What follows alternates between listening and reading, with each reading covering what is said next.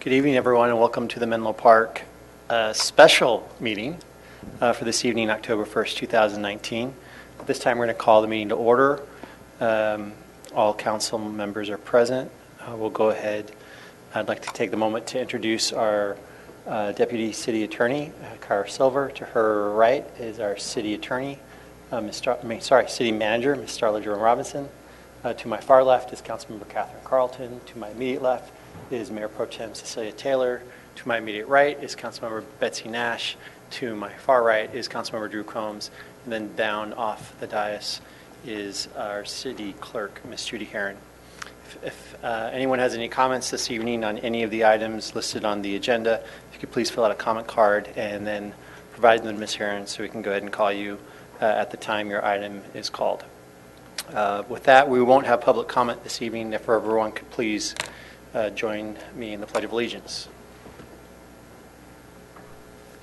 Pledge allegiance to the flag of the United States of America and to the republic for which it stands, one nation, under God, indivisible, with liberty and justice for all. All right. We're going to go ahead, item D1. We're going to continue to a future meeting. So the Complete Streets Commission won't report out this evening. Moving on to our consent calendar, are there any items that anyone would like to pull from the consent calendar? Do we have any comment cards on the consent calendar, Ms. Herron? Nope. Councilmember Nash. I'd like to pull E4. Okay, we'll go ahead and pull E4. Do I have a motion on items E1 through E3? I need a second. All right, let's go ahead and vote. Item E4, Councilmember Nash. The motion passes unanimously.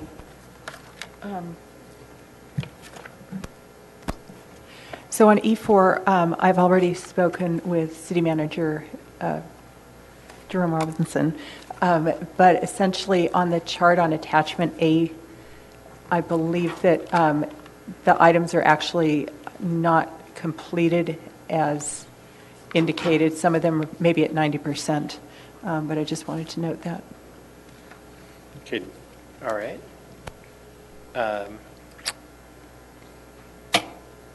Do you want to go ahead and comment on it, Ms. Jerome Robinson? Well, I think I went through them this afternoon. I'm sorry that so Councilmember Nash, can you be specific? I think the local minimum wage ordinance is an example where it's been adopted by the council, but part of the information distribution work still needs to be done. Is that what you're thinking? Right, I was just considering the implementation and the outreach. So I'm afraid I did not have an opportunity to talk to our Assistant City Manager, Nick Figueres, about this, but do you want to weigh in? Good evening, Council. Nick Figueres, Assistant City Manager. If I understand the question correctly, on attachment A, reference number 14, Councilmember Nash, is the question that is there really only 10% of the project remaining to be complete? Well, I guess, so going back, now that I've got it in front of me, so on attachment A, number 3, number 10, number 20, 21, all say that they're 100% done. And when I look at the text that accompanies the report, they do not appear to be 100% done. I don't know if that, anyway, I just want to point that out. So with the exception of number 10, all of the projects indicate that we're in the other projects you noted indicate that we're in the final 10% of the project. Does that clarify? So we're in the process of completing the final 10% on all of those except for number 10. Okay. Can we do this offline? Absolutely. That would be great. Thank you. All right, so what I would like to know is, do you want us to hold the item or can we vote on accepting it? All right, so let's go ahead and take a motion. I have a question. Oh, sure, Councilmember So Carlton. it's more of a point of order than it is anything. The This seems to be like an information piece, and yet it says the following items are staff's recommendation potentially move forward if directed by council, and then it has a list of things. Did you want us to give you direction on that since there's a call out for action, or is that rhetorical? I'm just confused as to what we're supposed to do with that. This is, I'm sorry, Councilmember Carlton, where is that reference? The third page, Third page.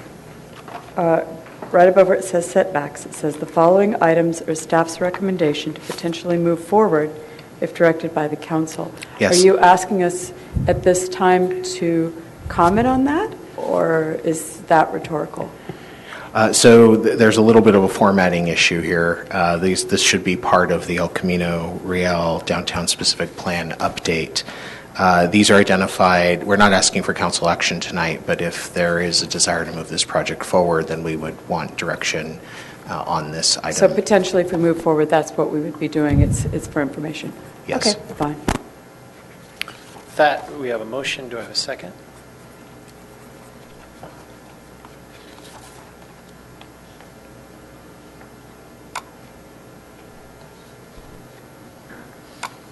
The motion passes unanimously. All right, we're going to go ahead and move on to our regular business calendar. Item F1, direction on biennial community survey methodology and selection of vendor. Public engagement manager Clay Curtin will introduce the item.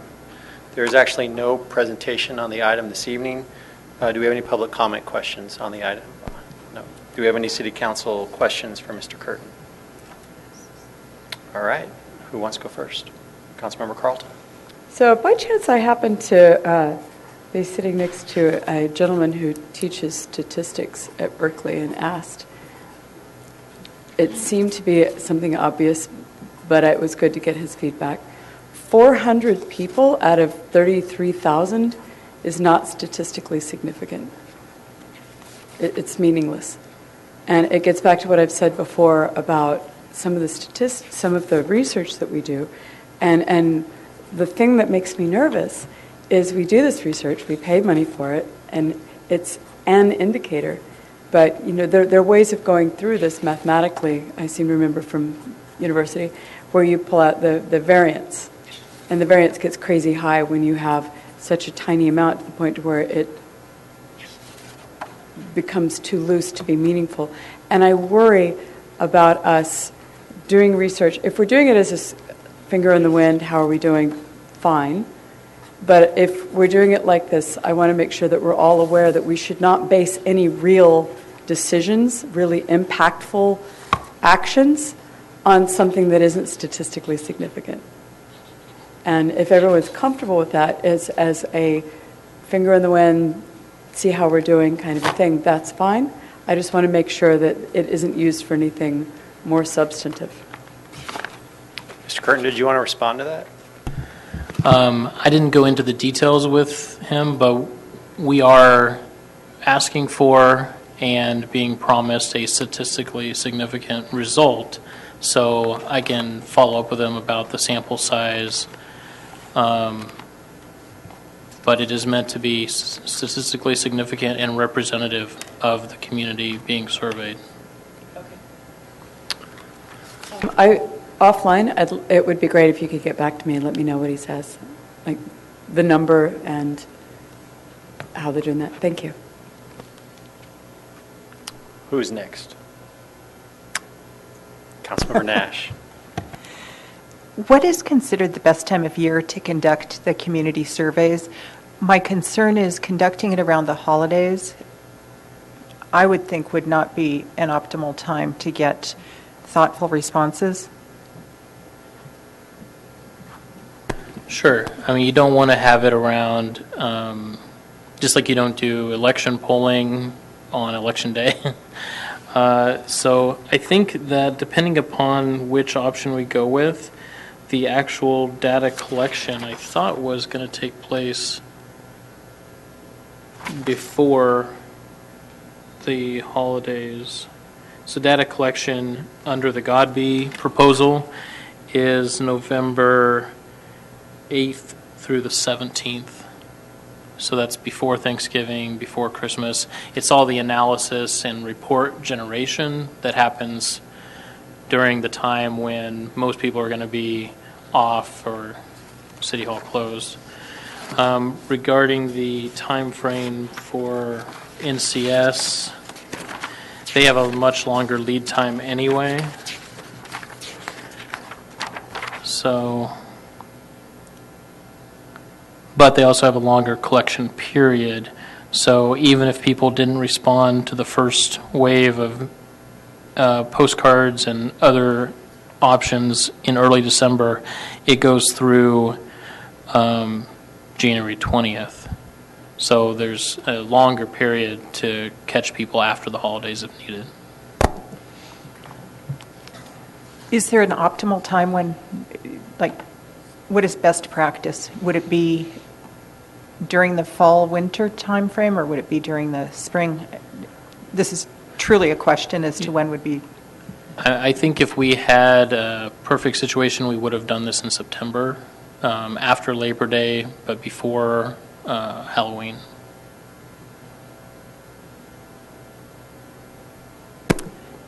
And then on the NCS data, is it possible to revise the questions if we were to use that vendor to reflect the cost of living in the Bay Area? We do have the ability to customize some of the questions or add additional custom questions. So I think we could accommodate that.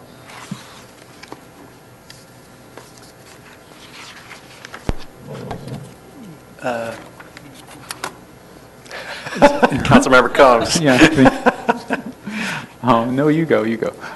So this isn't the first time the city is doing this type of survey, correct? Correct. And has one, and we've used both of the vendors who have submitted proposals. Have we found one to be more effective or representative than the other, historically speaking?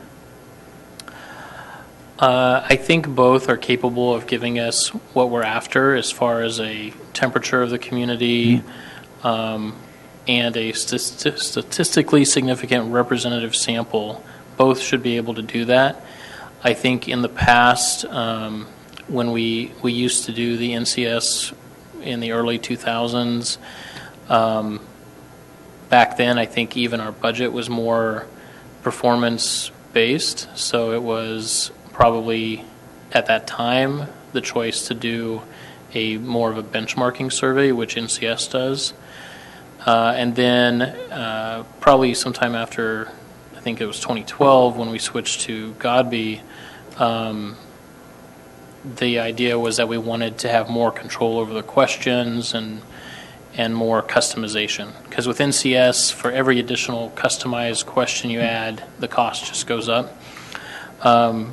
So I think the outcome can be achievable with both, but it really is the difference between, do you want to have a custom survey versus a more standardized benchmarking survey?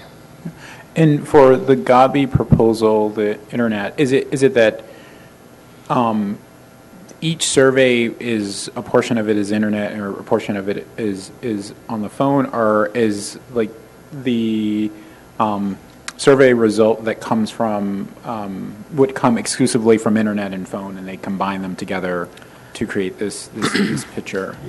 My understanding is that the Godby approach is much more targeted. So even though they have a smaller sample size, they are cross-referencing voter files with our existing email list, with other sources, in order to make sure they get a targeted sample. The NCS survey, my understanding is that because it's just being mailed to addresses, it's kind of casting a wide net, and if they don't get enough responses to reach that statistically significant representative sample, then they cast another net, and they keep emailing until they get enough responses that fit the sample that's needed to match the community. And then again, a question more more broadly, and certainly the city manager can chime in also, like, since we've been doing this for a number of years, are there actual concrete things that we can say resulted from these survey results other than a kind of navel-gazing exercise? Can we say this issue, like whatever it was, in 2014, we did this survey and there was this issue that no one, and the city knew was an issue, and we saw that it was an issue, and then we acted in a way to resolve that issue or respond to that concern among residents? I can answer that. From a council member perspective, it affected how we looked at the library. It affected how we approached the rapidity with which we approached the transportation management plan. As a council member, I can tell you I have found these to be informative. So.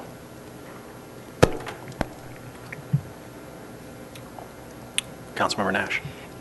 With your experience, how would you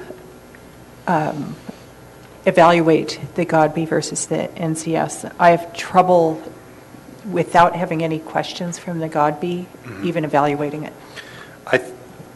My personal experience has been, and I would love to hear Councilmember Carlton's, but I actually prefer the Godby because it allows us to customize our questions and ask about the things that we're thinking about on the dais. I agree. So, and that's useful. You don't get, we all try to go and do outreach, but especially drilling down on statistically significant, I think that's useful for us to find out exactly what people are thinking. This will be a new exercise in that we are now in district elections, and so how we go about approaching to make sure we should need to inform Mr. Godby to make sure he has across all districts. But I've always found it to be beneficial.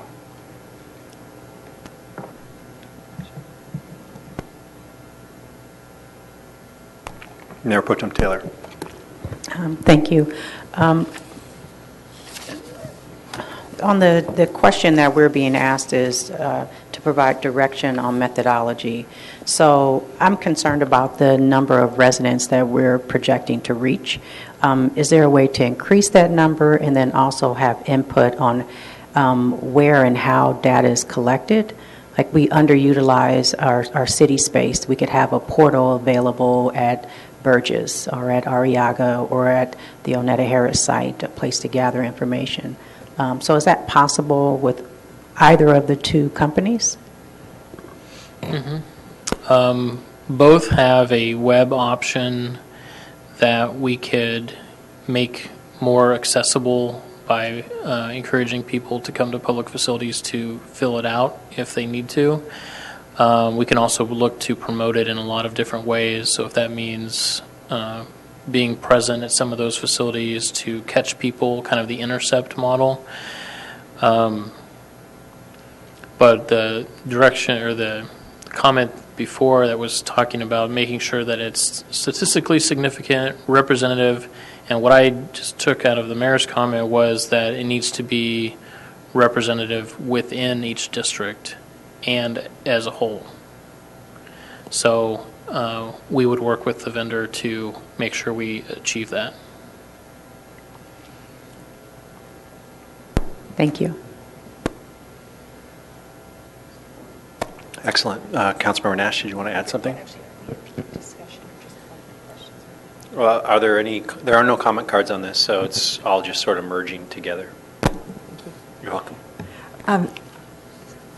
I may have missed this in, do they use cell phones as well as landlines?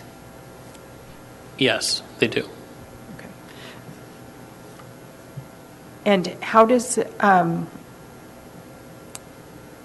have some background in data collection, and so I'm very nervous about evaluating Godby without seeing any of the questions and realizing that many of the city's surveys, not specifically this, but have not been statistically, they don't collect data that could actually give you statistically significant information, even not just looking at the numbers. That a lot of the questions are often not formulated to give good data. How do we that's one of the things I like about the NCS is at least they look like very robust questions that have been tried and true. How does one evaluate the Godby? My memory in the past is actually, especially as we were moving toward the library, and there may have been other occasions that there was a council subcommittee that actually reviewed the survey questions. We could do that again. That makes people feel comfortable, and especially if you have an expertise in that, I'm happy to. Pardon me? Sure. That works for me if it works for you guys. All right. But does Godby actually have a robust analysis team, I would assume, that would work and actually review the questions and? Yeah, to answer your question, the reason the questions for Godby are not attached is because they haven't been developed yet. Because that's part of their proposal, is to work with us to develop the entire questionnaire custom versus the NCS questions that are standard. That's actually exactly what makes me nervous. Well, it gives us the ultimate control, right, to write the questions. And if we're working with a city council subcommittee or with the staff of Godby directly, either way we would come up. And a lot of the questions are repeat from year to year in order to have that baseline. But the custom questions, can address whatever the topics are of the day, the big issues facing the council. So, I will say that the only criticism I've had over the past is that there were times I was like, oh, I knew that. But it's good to see it confirms what you think. And so the questions actually, it's not like the questions have been asked to make it easy on us. We've actually gotten slammed by some of those questions. So, but that being said, my experience with it has been that Godby's expertise is craft the questions. The subcommittee works with them to hit the subject matters, and then they give their professional expertise on what that question formation actually looks like.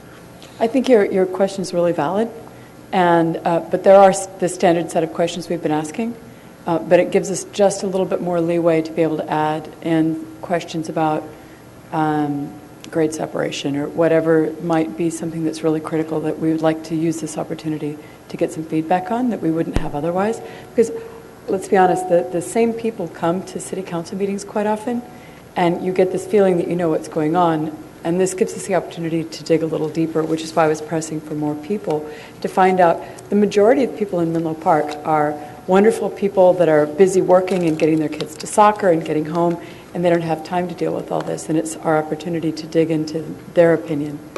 And I agree this is nice because there's standard set of questions, but it gives us the ability to add something extra if we feel that's necessary. Mayor Pro Tem Taylor. Thank you. What other companies have we used in the past besides these two? During my time with the city, it's only been Godby, but I know we've used NCS for years before that. Going back like before the mid-90s, I don't know if Starla's aware. I was here, I think, in 2010, 12, and 14 or 15, or 8, 10, and 12 when we used NCS. And the benefit to NCS is that they can benchmark to other like-sized communities. Then you have to decide how relevant it is to be benchmarked to a same-size city in Michigan, Minnesota, and Oregon. And maybe it is, maybe it isn't. So that's, I think, there was a feeling at the time that wasn't as relevant, and so they switched over to the Godby approach to the survey, city administration. And has the city ever rated how well, besides our experienced council members here, how the staff, have they ever rated how well the surveys were, like the staff's perspective? Are you asking about the quality of the questions or the breadth of the responses? Actually, both. So right now, I would look up on the Better Business Bureau to look at the companies to see what their rating was. So what's the staff's rating of the two companies? Well, I would say I can only speak to the NCS approach, although I've worked with Godby in other situations. And I think on NCS, we got what we paid for. It was a statistically relevant survey, and it gave us useful information about the public's perspective. And Clay can speak to the other. To Godby. So again, yeah, I think they do work with a lot of both public and private sector clients. I asked them, so they recently have done work for the County of San Mateo County Community College District, Sequoia Union High School District. They also do work for private companies. So one of my concerns is NCS is, again, standardized and national, so there's not much there to question. For Godby, I had received a question from a resident about whether they had done work with any other companies in our city or in our area. So I just ran through a few of the public sector clients. There's more. And then as far as private sector companies, they have done work for Facebook and Bohannon. But I clarified that they have not done anything for them in the last 12 months. So they've used them in the past.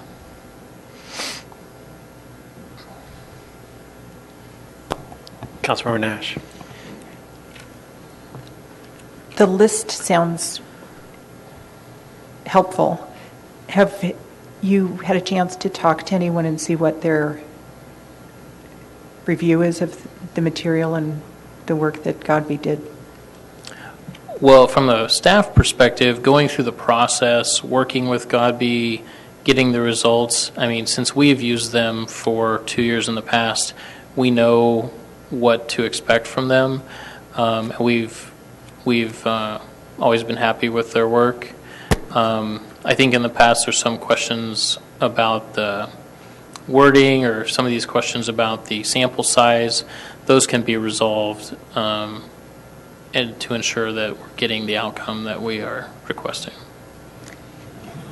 And you obviously do not consider it an undue burden to be working with and developing these questionnaires as opposed to using a standardized? Well, for resourcing. One of the trade-offs is we'll do some intense, if they were chosen, we'd do some intense work with them to develop the survey so that it could be ready to go and launch by the timeline that they've laid out. So if they're going to collect data November 8th through the 17th or whatever, we'll have to do some quick work here in October, but then we also get the results much sooner. The standardized survey, because it relies on mailings and they're trying to reach that sample size, it's just a much longer window. So a little bit of intense work this month, and then we're kind of in the wait period until we get the report from Godby in January. Versus the other one, it's probably less impactful, but it's going to take 4 months. So either one is workable. It just depends on whether you want to have the results in time for the goal setting. Both would be ready in time for the budget to help inform decisions. Do you have a preference? No, not really.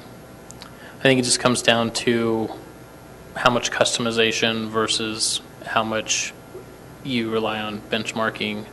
And again, the question is always how representative is a benchmark across, state boundaries, even if a city is the same size.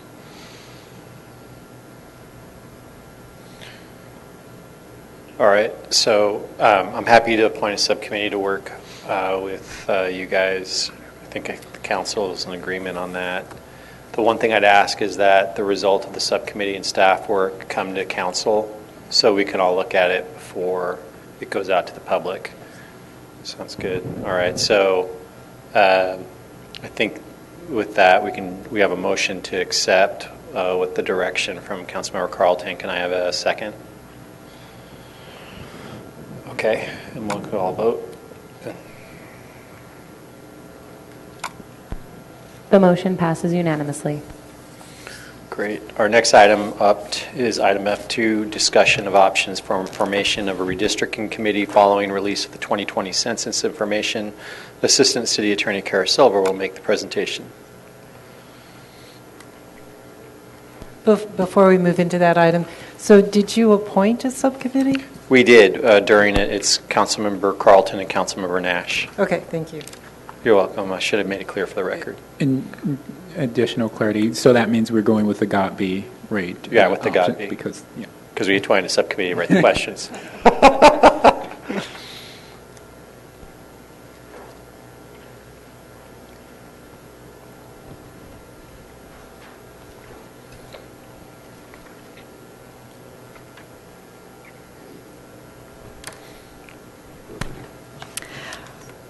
Good evening, Mayor and members of the Council.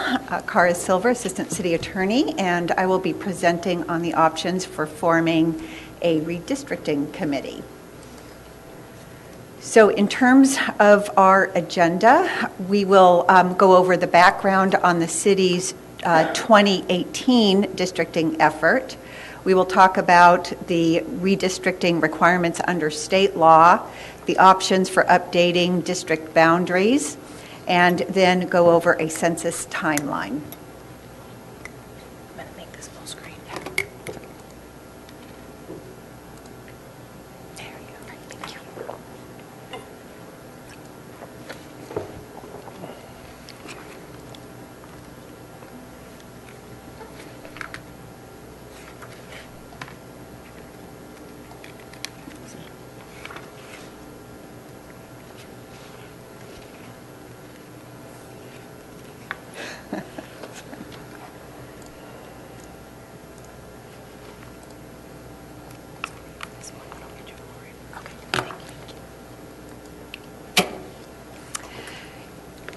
In terms of what we are asking from the council tonight, we are asking for you just to discuss at this point and provide input on various options for establishing a redistricting committee, and also provide direction on a public engagement plan.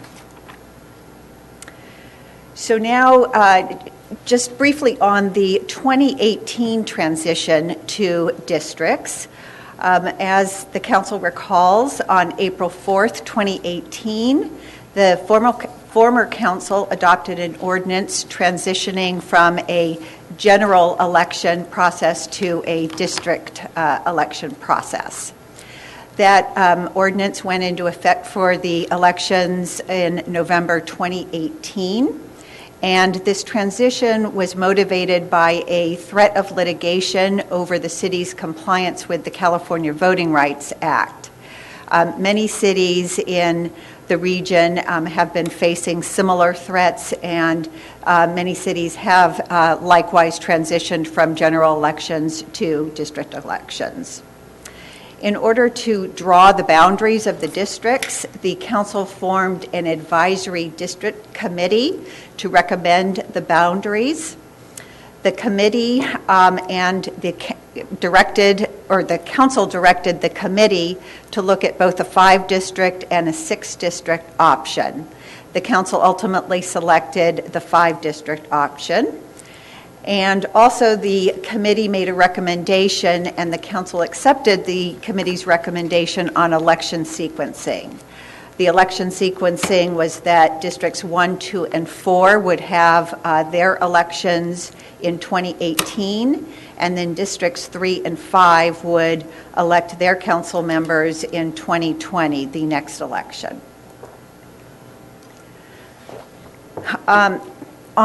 So when the council formed the advisory districting committee in December 2017, the council adopted a resolution. It requested that 9 members be on this committee. The members were randomly selected, both by the city clerk at the beginning of the process. There were 3 members that were pulled out of a hat, and then those 3 applicants randomly selected the remaining 6 members of the committee. The council at the time adopted strict residency and voting requirements, voting in that There had to be some participatory voting in order to qualify as a member on the committee. Those pre-qualifications were screened by the city clerk. And then also the council added on the independent committee qualifications to the advisory committee. So there's a statutory scheme that sets forth additional requirements for independent committees, and the council at the time decided not to select an independent districting committee, but to use those pre-qualifications and screen for those pre-qualifications. The pre-qualifications related to strict restrictions on prior committee work, so people who had been in an elected office or in an appointed office were not qualified to even participate on the committee. Also, during the committee, there were some conduct regulations, and then after the committee members went off the committee, there were a series of post-service restrictions, such as they were not allowed to run for a local appointed office for a period of 4 years, and then there was I believe an 8 or 10-year restriction on not being able to be on an appointed body within the city of Menlo Park. In terms of the actual committee work, the committee was assisted by city staff, the city attorney's office, and also a demographer that drew some maps for the committee's work. We also contracted with the demographer to provide an online mapping tool, and that was heavily used by the committee members. The committee members conducted 8 public meetings separate from their work with the city council, and then delivered their recommendation to the city council. The city council accepted their recommendation both on the 5 district boundaries and also on the election sequencing with no modifications. So now that we have moved over to district elections, there is a requirement that the city review the district boundaries every 10 years to coincide with the 10-year census.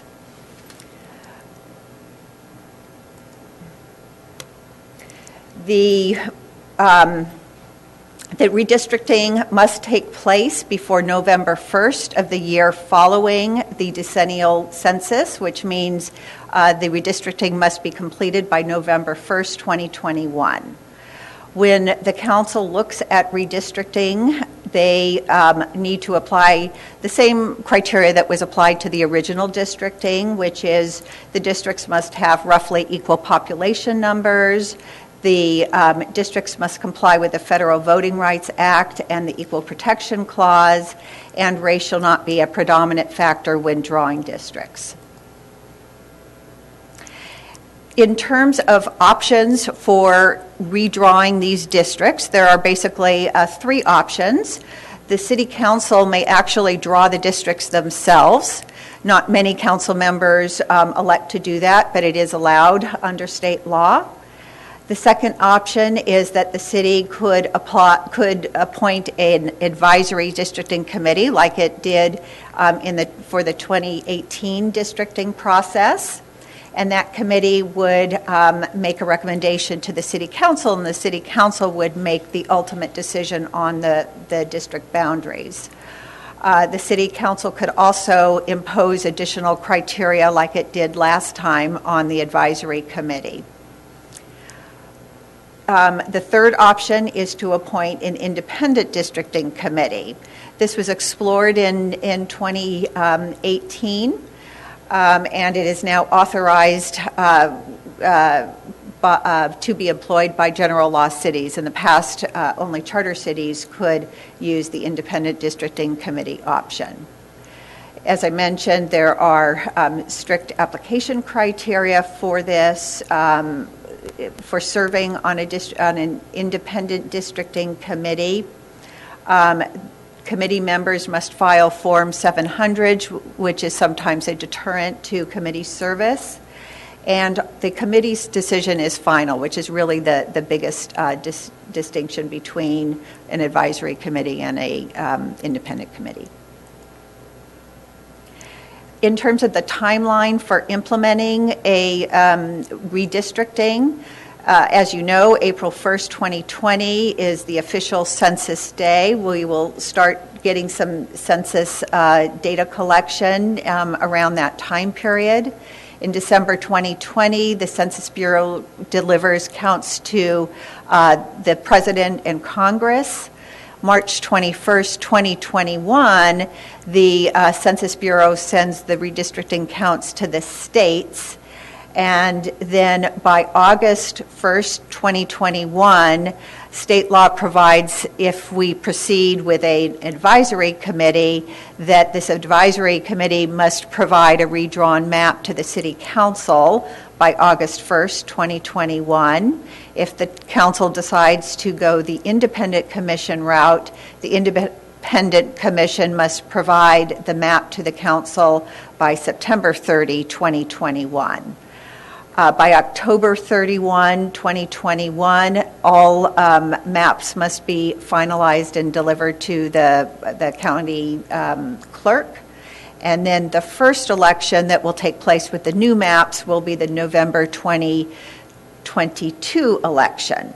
So the next election, the November 2020 election, will be with the same district maps that we currently have. So again, council direction that is requested is to discuss and provide input on the options for establishing and forming a redistricting committee and to provide direction on a public engagement plan. And we're happy to answer any questions. Okay, at this time we're going to take public comment. Our first speaker this evening is Pam Jones.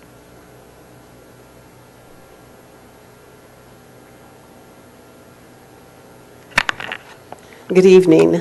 Good evening, Mayor Mueller, Mayor Pro Tem Taylor, Council Members Nash, Combs, and Carlton. I'd first like to suggest that we separate chartering from redistricting, which is mentioned on the very last page. They have the two are together. The Menlo Park City Council and staff are again to be commended for the highly successful advisory districting committee established to guide our first-time mapping. We're now ready to move to the next level of inclusion and transparent redistricting.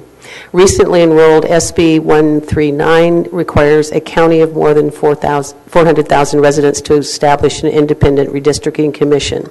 Clearly, the trend supports independent redistricting commissions at all levels of government. There are multiple organizations that support independent redistricting commissions, such as the League of Women Voters, which states, "We believe responsibility for fair redistricting should be vested in an independent commission." California Common Cause explicitly states voters should pick their representatives in support of local redistricting. We have Helen Greco, Common Cause Northern California organizers, that will be available for during our process. In addition, the California Local Redistricting Project provides educational resources and assistance to local jurisdictions interested in moving away from political redistricting towards independent redistricting. The Brennan Center for Justice supports reforming redistricting process so that it is independent, transparent, and ensures that communities are fully and fairly represented in Congress and the nation's legislative bodies. According to the California Local Redistricting Projects, here are 3 reasons why they recommend it. Increased citizen participation and transparency, depoliticizing redistricting, more representative districts. We are going to have a census which is going to show a substantial change in our demographics and the population of the city of Menlo Park. It is important that the City of Menlo Park removes itself from the process of redistricting by the establishment of an independent redistricting commission. Although the Advisory Districting Committee's recommendation was accepted and passed by ordinance, our future lies in a process that eliminates any possibility or inference of political interference. This can only be accomplished by citizens who will make the final decision on the establishment of districts through independent districting commission. Thank you. Okay, any other public comment speakers this evening? All right, want to bring it up here? I'm just real quick, guys, give you my take on it. So there's a reason why the legislature did it for over 400,000, not below. And there's a reason why in the comments just read, they said the comment alluded to independent redistrict committee selected by voters. And the reason why is as you get that sample size of voters lower and lower, it's very easy for politics to come into play and trying to see who can get onto the committee. When we went through this as a council, I remember sitting right there saying, for us to pretend in a city our size, the selection of a redistricting committee isn't going to be political is not accurate. Yeah, I mean, so what we did was we said, just in case it gets political, we're going to leave the council the opportunity with the voters obviously looking at us to step in if something got haywire. Because what you could have happen is if you didn't have council, if it was just, number one, I don't see in the timeline where there would be an election of an independent redistricting committee that was provided. We'd have to elect them. Or, No, they're appointed. Right, so they're Yes. not selected by the voters in what we're doing. So basically what we're doing then is we would be saying, different from what the League of Women Voters alluded to, which was an elected redistricting committee. In this case, they're some appointed redistricting. Right, so appointed, but not only that, what would happen is you could see a circumstance where where you could see people basically saying, let's get as many people as we can who feels like us to be the ones to apply to be on the district committee. So when the clerk pulls the numbers out of the hat, there's a greater chance that our lot of numbers get pulled.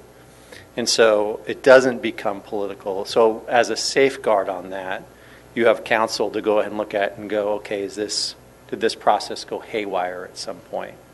Because those in the redistricting committee are not selected by the voters to be a safeguard. They're just basically chosen because they got pulled out of the hat. So I'd love to hear you guys on it. I thought the way it worked last time worked beautifully. And I think it's distinguishable based on what the legislature was thinking about. Once you get to a county of the size of 400,000 people, the idea that you're going to be able to pack a committee, or that or on the other side that you would elect committee members, is entirely different than what would be in a city our size.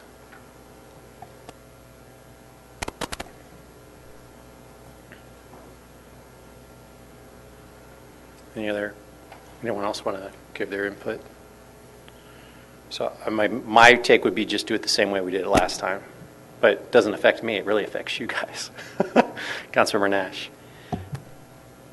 Could you explain how the independent committee would be chosen? I thought there was more independence to it.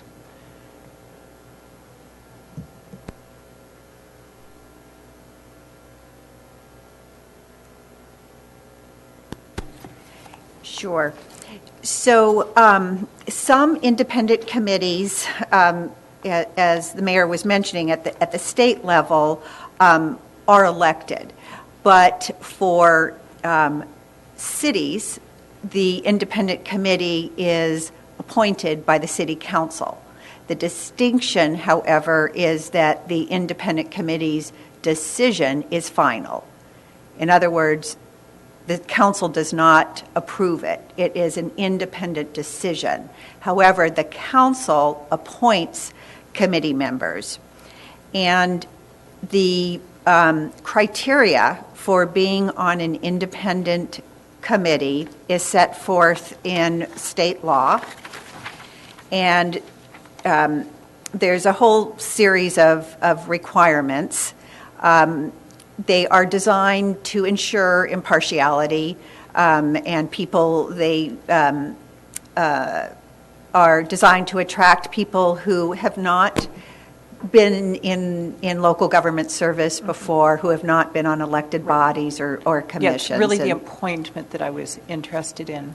Okay, And yes. And so there was, in the staff report, there were 4 different ways to appoint the committee members, the way I understood it. And there was one that was an independent appointment, which was independent of the governing board. For example, a panel of retired judges or something. Can you envision something like that happening in Menlo Park?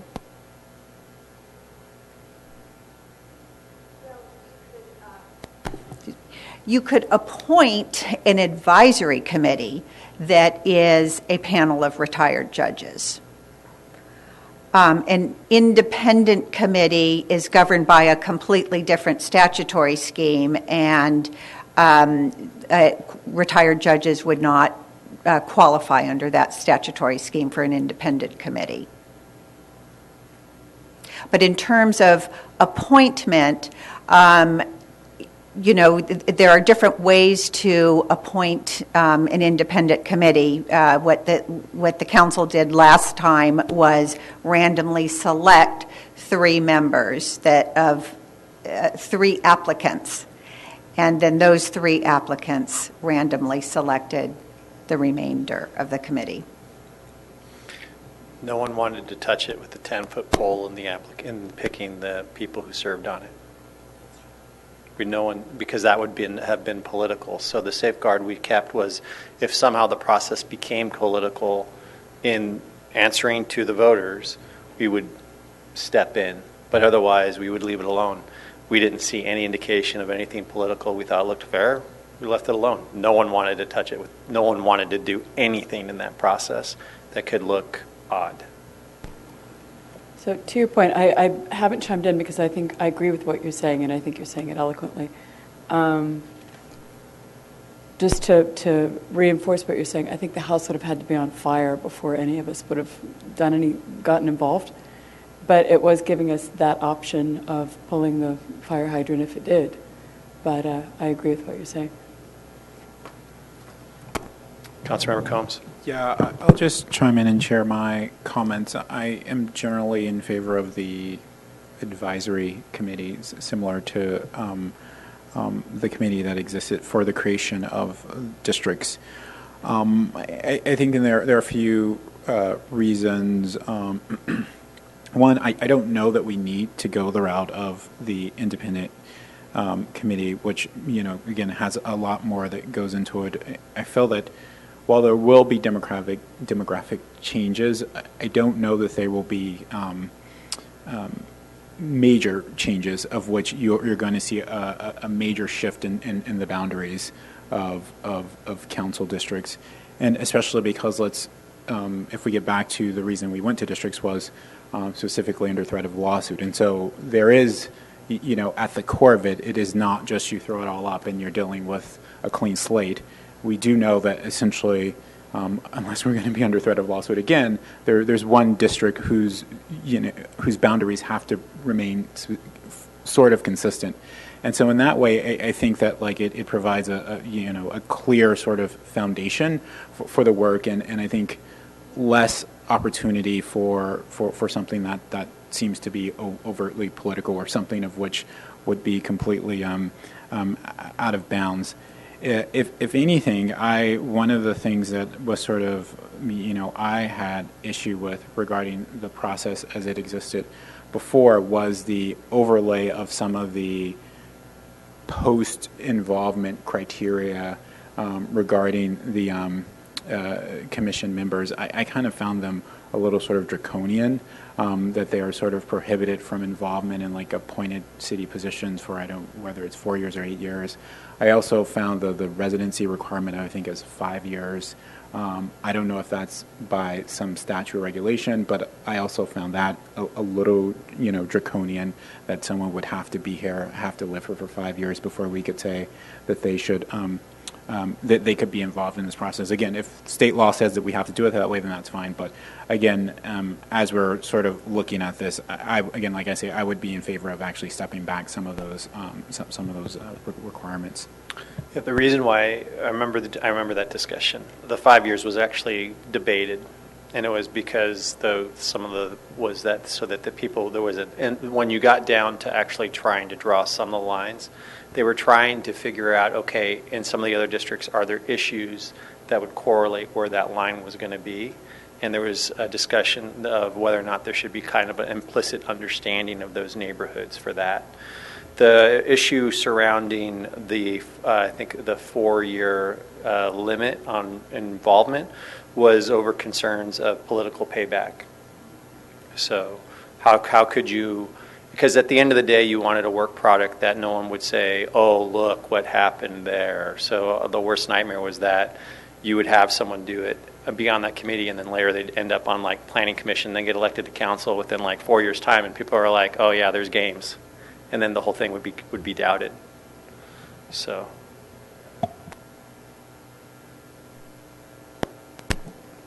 Councilmember Nash. Well, my preference is for an independent commission, just to, as Pam said, to eliminate any possibility of interference or just inference of partiality. I guess, would it be appropriate to call Ms. Jones back and ask what you envisioned, how you envisioned selecting the committee or commission? Because that does concern me with what you've said about that you feel like it's that process could become political. Well, the way we did it last time was we just took in apps, but it could very well become political for an independent, because I mean, if you think about it, if there are people in town who want to get rid of one council member, they're going to try to pack as many people as they can into the selection criteria.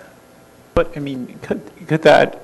I mean, I think that only works if that council member sort of lives on the edge of what might be considered a district.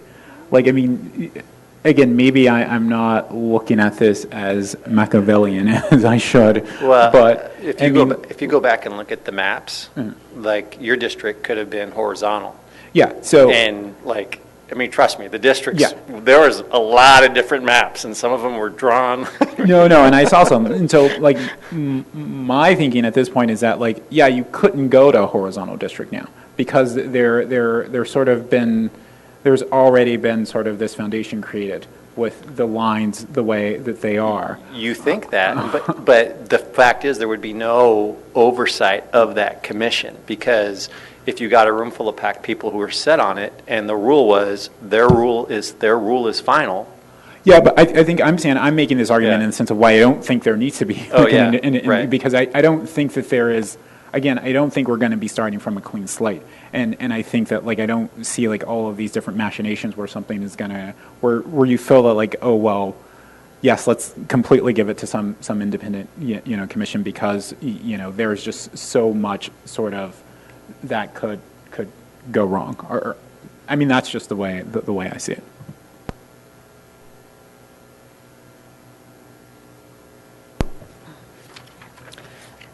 So, one of my concerns is that considering how much housing is being built in District 1, that there will be significant changes in that district and very little in the other. And so whatever process we choose, we have to make sure that it has the most integrity and inclusion as possible. And so, which is why I lean towards having an independent committee. See, I would suggest otherwise. I would suggest that council members will have to listen to our city attorneys and realize that we can be sued if we were to enact something that did not comply with the law and inclusionary law, whereas if we had an independent districting committee and the process went haywire and you had people set with a political purpose whose decision was final, they could just go ahead and implement it.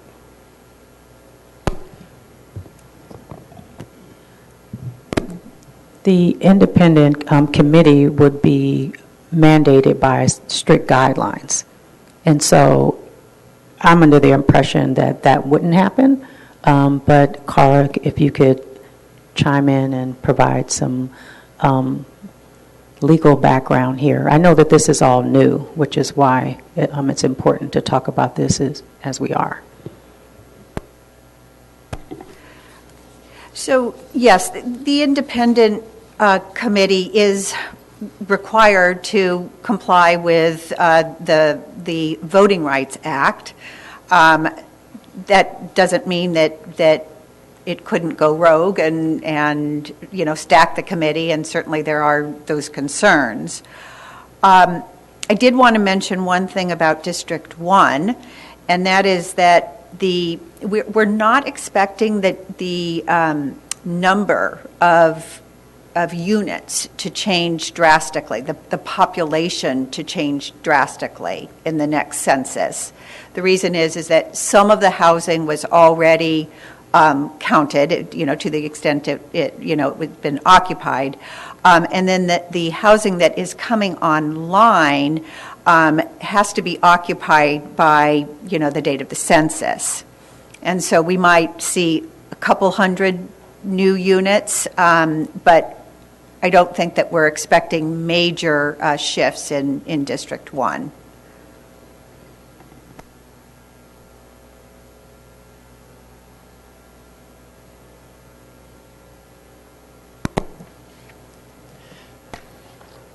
Councilmember Nash.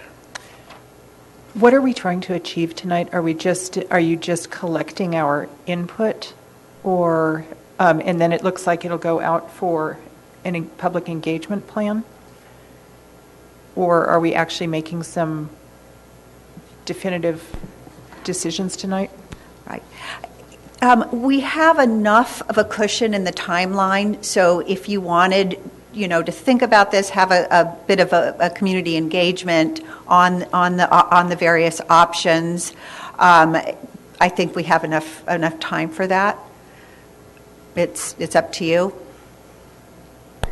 Councilmember Combs. Yeah, I would just add, I completely and 100% respect where Councilmember Mayor Pro Tem Taylor and Councilmember Nash are coming from, but I don't know if additional sort of discussion I think will yield a different scenario. And especially, I think for me, one of the main concerns as I look at sort of the districts is the extent to which, and I think the Mayor Pro Tem brought this up, the extent to which this idea of a population bump in District 1, and whether you have the situation where the current boundary between District 1 and District 2 would not be Highway 101, because then that sort of fundamentally changes. I can care less what happens in the rest of the city. You can sort of do those lines whatever makes sense. But that would be a fundamental change, right?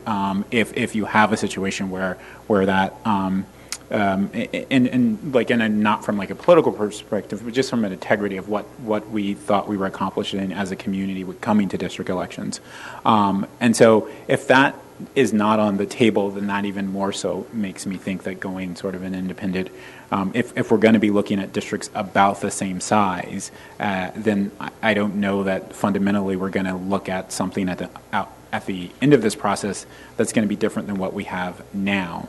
And so if it's likely not going to be different, then why have all of this additional sort of rigor and regulation tied to the process?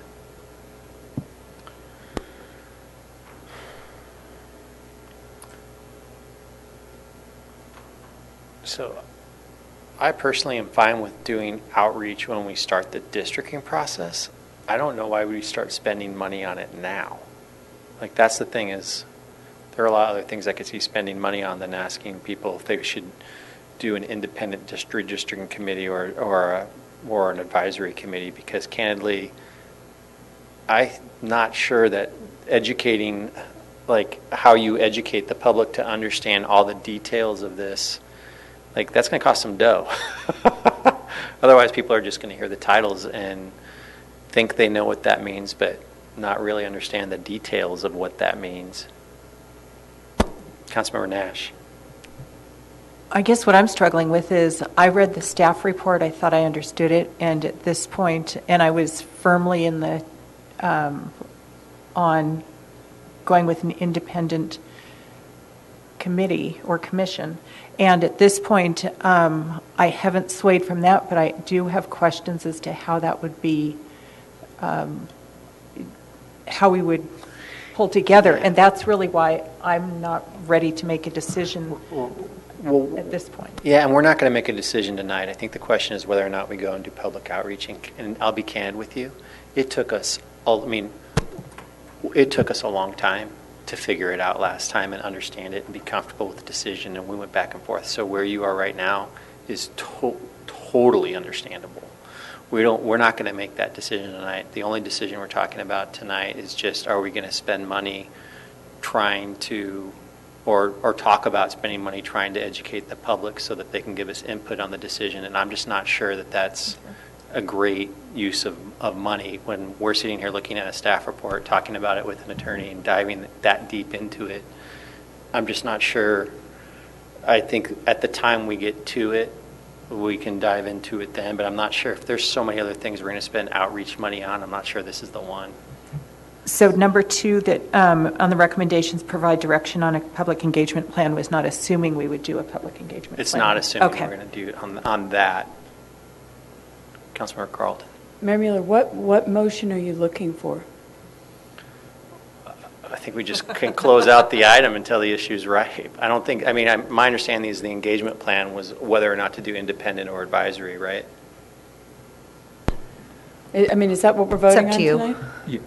I think we can just close out the issue now and bring it back at a later time when it's time to move forward. I'll make a motion if you want me to. I'd be honest, I'd be in favor of a motion. I don't think that substantively it's going to change. So are you making that motion? I don't know what it. If you do, I'll second it and we can move on.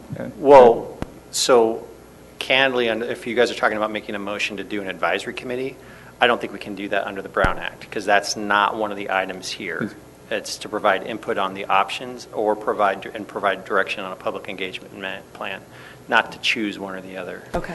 Well, That's I what think... I was asking what you wanted. Well, I think that the advisory committee versus the independent committee was the major 2 options that we had identified in the staff report, and you certainly could take action on one of those options. So I appreciate where you guys are on that.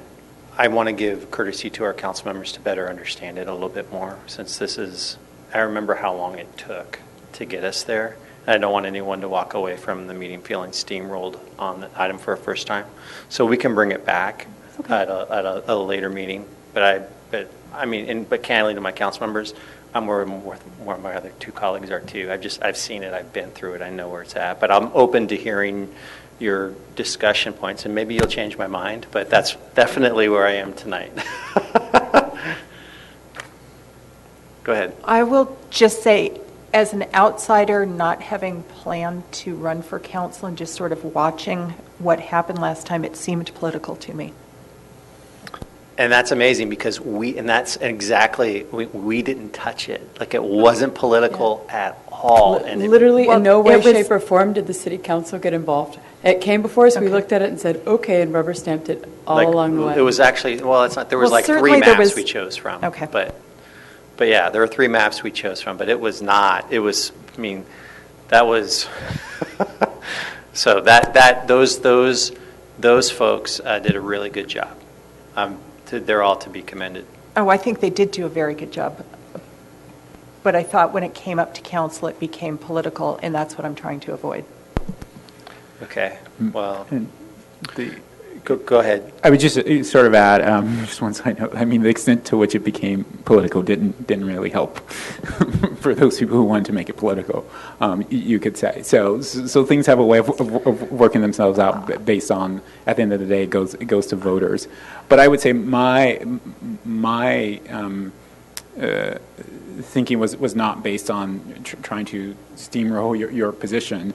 I think it's well reasoned, and I just and it's as valid as my position. And so my thinking and moving on was just that you would keep your position and I would keep my position, and probably it was not necessarily, it wasn't wine that needed to be aged, and so that's why I was moving on, but not in a sense of that like, because I think you can go and collect all information in the world, and I can see you saying, yeah, I still think an independent commission makes sense, and that would, be completely clear. Well, I'm going to just candidly, guys, in defense of my colleagues, my prior colleagues, it wasn't political. Like, if it was political, there's no way that Allied Arts would have been Peter Otaki's district after Measure M. Like, there were different things that could have happened that honestly, walking into that meeting, you wondered if it was going to happen, and they didn't happen. But, I mean, I'll just chime in. There was a decision that made of which district would be up this time around based on where incumbents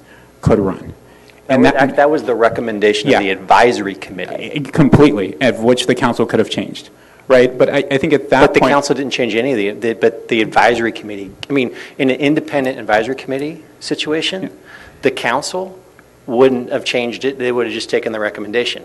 That was the advisory committee's recommendation. The council didn't change it or touch it. No, the advisory committee saying that they were making it a priority to have districts where incumbents lived. And I think that was problematic. And I was critical of it during the election. So since it sort of was an issue that we were dancing around a little bit, I thought it only fair that I be critical of it here. Because it could have been random, right? You could have put the district numbers in a thing and randomly selected. And then there would have been the same way that the actual members of the committee were sort of selected randomly. But here's the thing. If the council wanted to do that, if you thought that, and you thought the advisory committee was wrong, in an advisory committee process, you could do that. In an independent process, you couldn't. So anyway, let's go ahead. What we'll do is we'll bring this back for that decision later if everyone's in agreement on that, so my colleagues can think about it a little bit more. Great. If I can, though, just when we bring it back, we'll bring it back with a recommendation on consent, and the council can pull it or proceed with it. Sounds great. All right. Everyone's in agreement with that? You can come back on consent? Okay.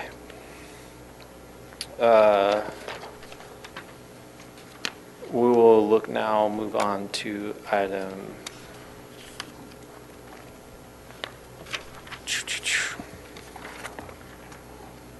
F3, review proposed City Council procedure CC 1910, City Council powers and responsibilities, and provide direction to staff. We have Assistant City Manager Nick Pigueros will make the presentation.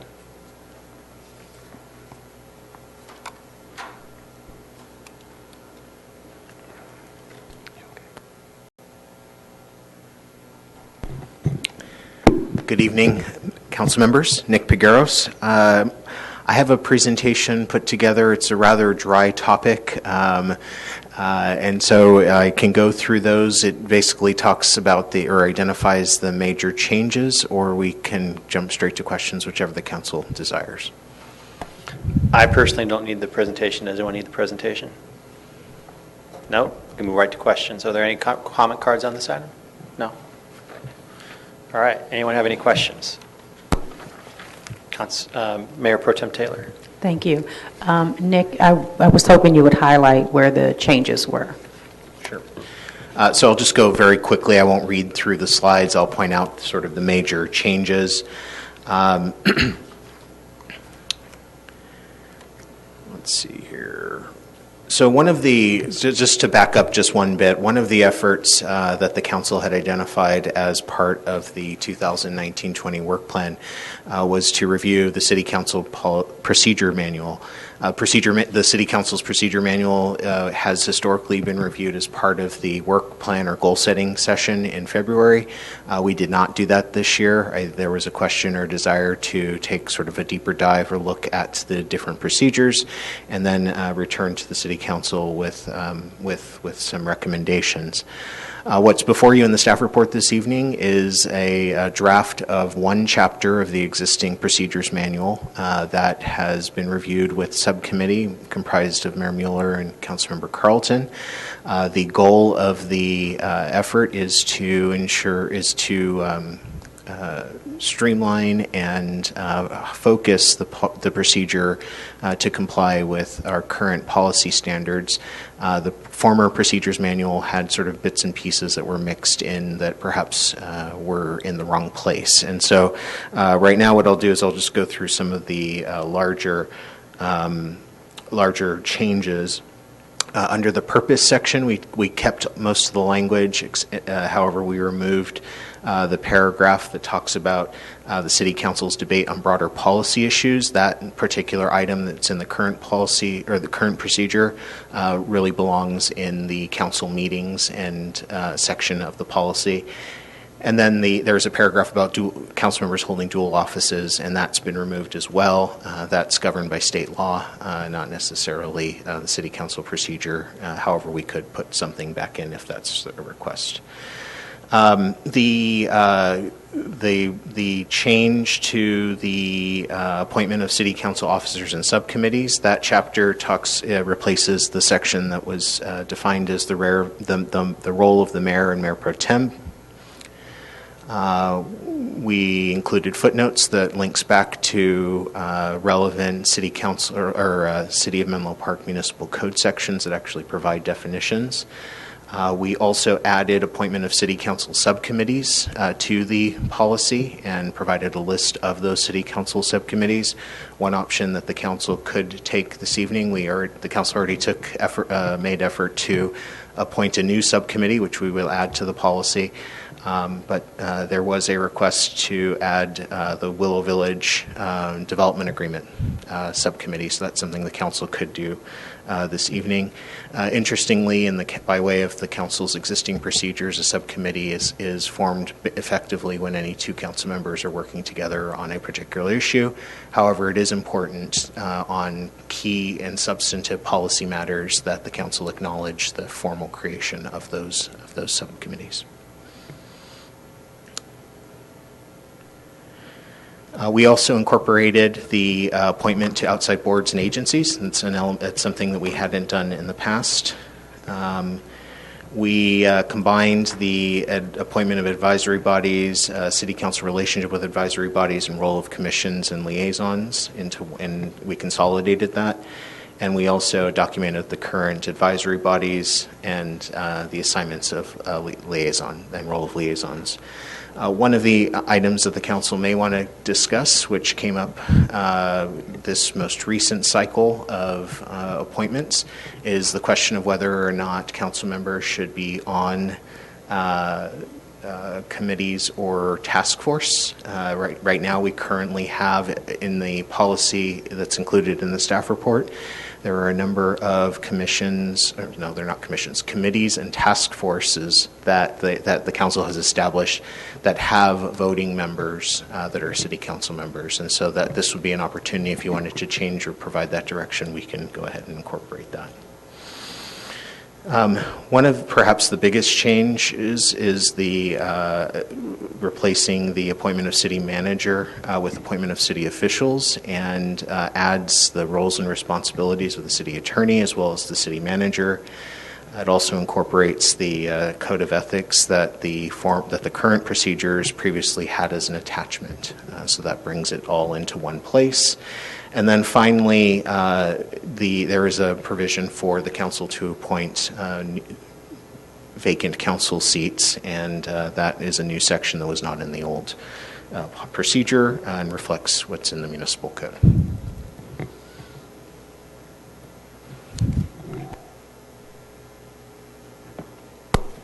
Thank you, Nick. Mr. Peguero. Excuse me, I'm going to run to the restroom for 5 minutes, and Mayor Mueller has run too. So should we just take like a 5-minute break?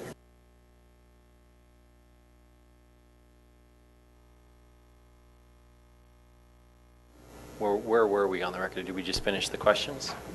Yes. All right. So council discuss, just a little more council discussion. No more discussion. You got make them. You got a lot of questions. Okay. Okay. Who wants to go first? Let's go free flow. You guys just hit the mic and go, and when everyone's done, I'll come back.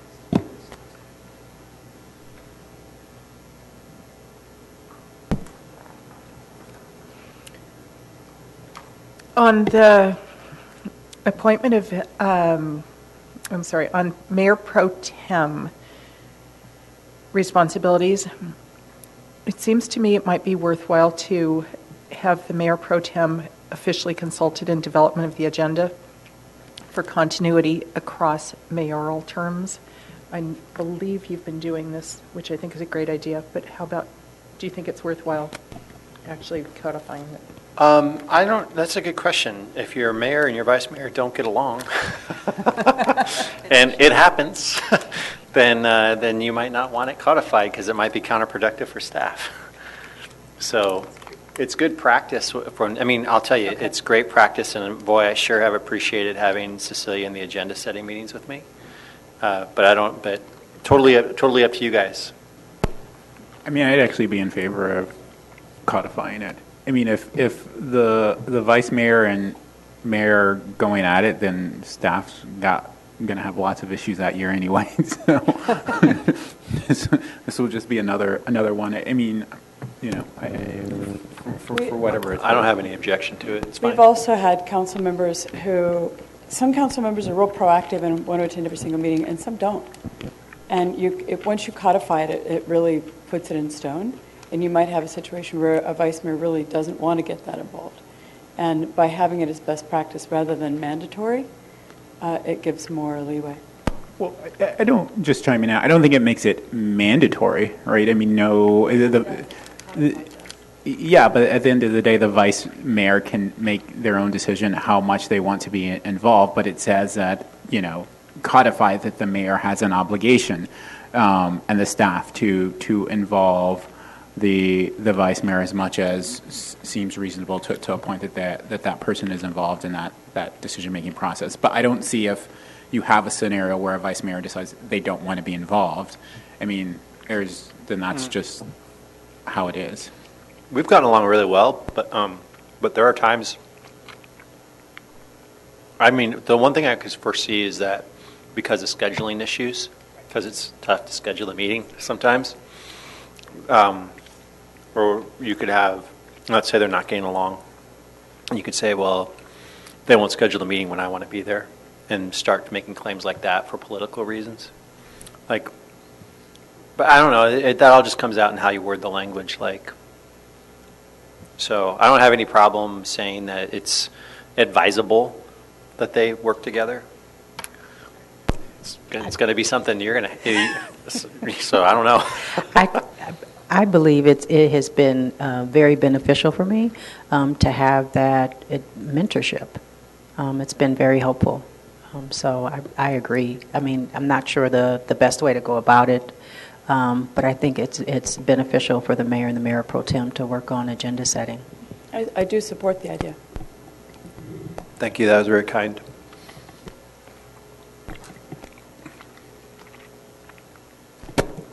All right, well, let's put in some language then for it. Another question is, so standing subcommittees are subject to the Brown Act? I think this is a legal question. Does that mean that ad hoc committees are not subject to the Brown Act? This is on page 57, I think. Yes, that's correct. How could that be possible? Right. So, isn't the Brown Act always applicable to us? If you have a ad hoc subcommittee of 2 council members, Oh, I get you don't it. have to hold All a right, so what that public means is the 2 council members in an ad hoc can talk to each other, but if you're a standing committee, you can't. So this is the issue where, for the rail committee, I'm actually not allowed to talk to them about the rail issues until we're in the meeting together. But if it was an ad hoc committee, I would be. Yeah, that's true. This was the one that kind of threw me too, and I learned it. Another significant distinction here is that for the standing city council subcommittees, we comply with the Brown Act's noticing requirements for agendas, and the meetings are open to the public. That makes sense. Thank you.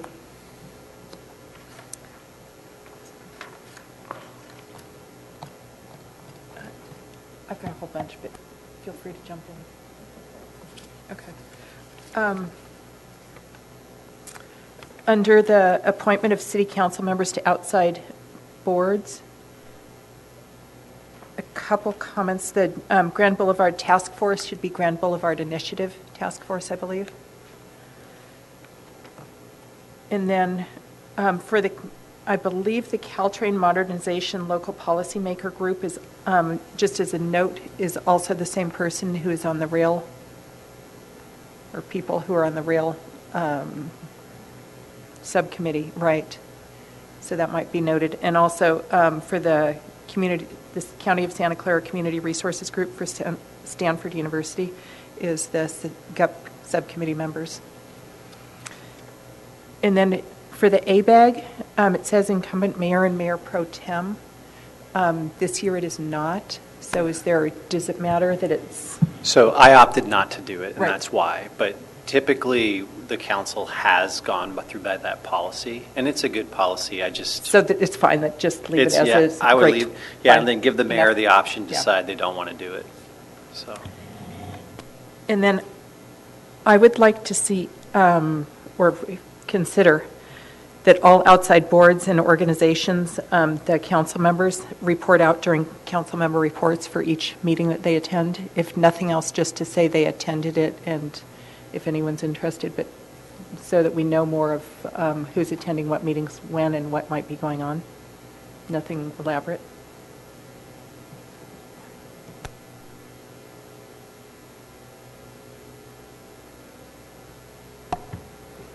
That's for the outside boards and organizations. We want to say that the council members are encouraged to report out. Great. So that'll be the language that we use then. That was a high five, yes, thumbs up.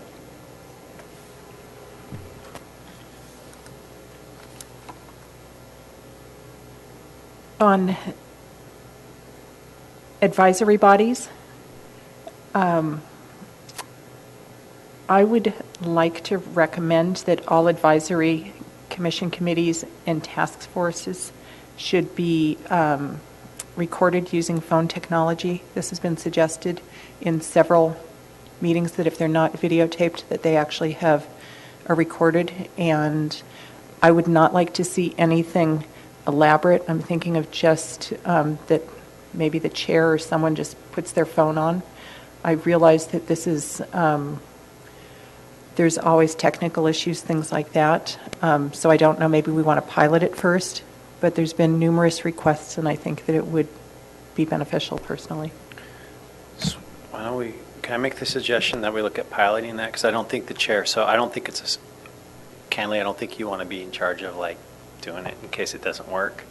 I think that we probably need to have a city system where it's done, and then once it's done, it's going to become a city record, and the city record keeping policy and also disposal policy is going to apply to it, and it's going to need to be kept in a database with proper redundancy. So I think staff's going to have to come back to us with a pilot on that. I was hoping that it would be very informal from the standpoint that it would just be a phone, that there wouldn't have to be any elaborate phone equipment or any elaborate recording equipment, and that in fact it could just be possibly sent to the city clerk, who would then post it to the website. I realize there's dangers of other recordings getting in there, but or is there some way we could informally do this offline, or somehow? We've had numerous requests for recordings. I think maybe a pilot project, maybe we could try it for the next couple of months, and it would be helpful if we could, I think, internally just try and identify the best approach. I mean, the committees and commissions meet in different venues, and so that would require a different approach in different venues, which I don't think is a problem. We just need to think about how we can best achieve it. Can I just chime in? So, right now, current practice, the planning commission is recorded, right? Because it's in this room. Is the Complete Streets Commission recorded? What other commissions are recorded? I don't believe the Library Commission is recorded. You know what? It would be best if we went out and just checked and reported back to the council. Because my thinking is that the only thing I know that definitely is recorded is the Planning Commission and the Complete Streets Commission.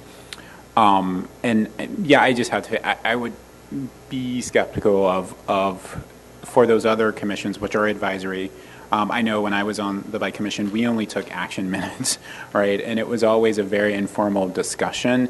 And again, no actual sort of decisions other than those that are at advisory capacity to council are being made. And so I don't know that I'm sold that there is then this need to introduce this element of recording them. Again, there are all of the storage issues that come into play that the mayor highlighted. And I haven't heard that there was just a lot of people out there saying that, like, yeah, that library commission meeting from 2012, I really want to hear that because something happened there. I just, so it's just hard for me. I get it. I think it's a valid under a sort of a general governance idea, but I think the practice just adds, a complication that from my perspective doesn't, equate with the benefit. I have a split the baby approach. What if we piloted a chair? What if we piloted something that said the committee could elect, like the chair of the advisory committee could elect if there was a specific topic that they wanted to do but so it wasn't like the standard practice, but like there's something coming up, like this committee now is going to look like Facebook Willow Village, and so this one needs to be done, and so the chair can elect in that circumstance to do it, but then we're going to have to pilot how, but not something that would be an ongoing basis, because there are some committees that would be like, there's nothing going on this evening worth doing it. If I may, I think it would be helpful if we went back and took an assessment of which commissions are being recorded currently, and then talk internally about what the technical requirements for reporting would be. And I understand the idea is keeping it fairly informal, but I think the public records issue could come up, and storage of those records could come up. But let us talk about it, and we can report back. Let me ask something different then. Is there any issue with commission members currently just taking it upon themselves to do a recording and possibly share it within the commission? You mean, so like recording it on your phone and then sending a copy to each of the commissioners? Or basically, for some reason, I thought that there was, that people were not supposed to record the commission meetings. You can record it. It's You not, can- it's not a wiretapping issue, because it's a public and open meeting. Okay, so maybe, Generally, may I? Yeah. Generally, though, when you record people, you let everyone know I'm recording this, so it's not creepy. And it's sitting in the middle, exactly. But under that circumstances, I can't imagine why you wouldn't be able to do it. Yeah, I mean, just sort of chime in. Like, obviously, certainly anyone from the public can record a public meeting, but I think the issue, if a commissioner is recording it, does that then sort of in part with it certain additional obligations, because they are then the representative of the city, and whether it's public records or other, and then if they're sending it around to other commissioners, I don't know. I would think that would be something we'd have to follow up, because would the commissioners be essentially the agent of the city in some way, or deemed the agent, and therefore their actions would. I honestly think that in most cases, the meetings do not need to be recorded. It's just would be helpful if someone records them and it's available to other commission members. It's not something that I think people are going to go back to regularly, but I do know that there's been situations. I think that you're going to go and check with them and report back to us. We are, but I just wanted to, I didn't quite hear the last of Councilmember Nash's comment. There have been situations Where there's, commission members have talked to me that they wished that basically the minutes did not reflect what they felt happened in the meeting, so that they wished there had been a recording to just, this was not something recently, it's something that I heard when it was brought up. Anyway. that raises so many issues. Okay, Well, all I can say is that there's been 2 commissions that have come to me and been in favor of recording, so it would be helpful to get feedback. Okay, Thank all right, you. we'll look into it and report back. Yeah, and we can get an opinion too on whether someone can turn on a thing. I hear Councilmember Combs' concern that they may be becoming an agent, but I think if it's I think we can actually do an express disclaimer of that in the policy because I think you can do an express disclaimer. It says it's not, if someone pulls out something and starts tape recording it, it's not the city's, and we're not keeping it under the thing, but people have their independent rights to do whatever they want, so, in an open and public meeting. So I think we can probably get there. But we should probably have something and when you come back to us on that too. Okay. Any other questions or comments on this item? You know what? Just knock them all out. Just go. Just get them done. All right, so I would like to propose that council members should not be voting members of committees and task forces.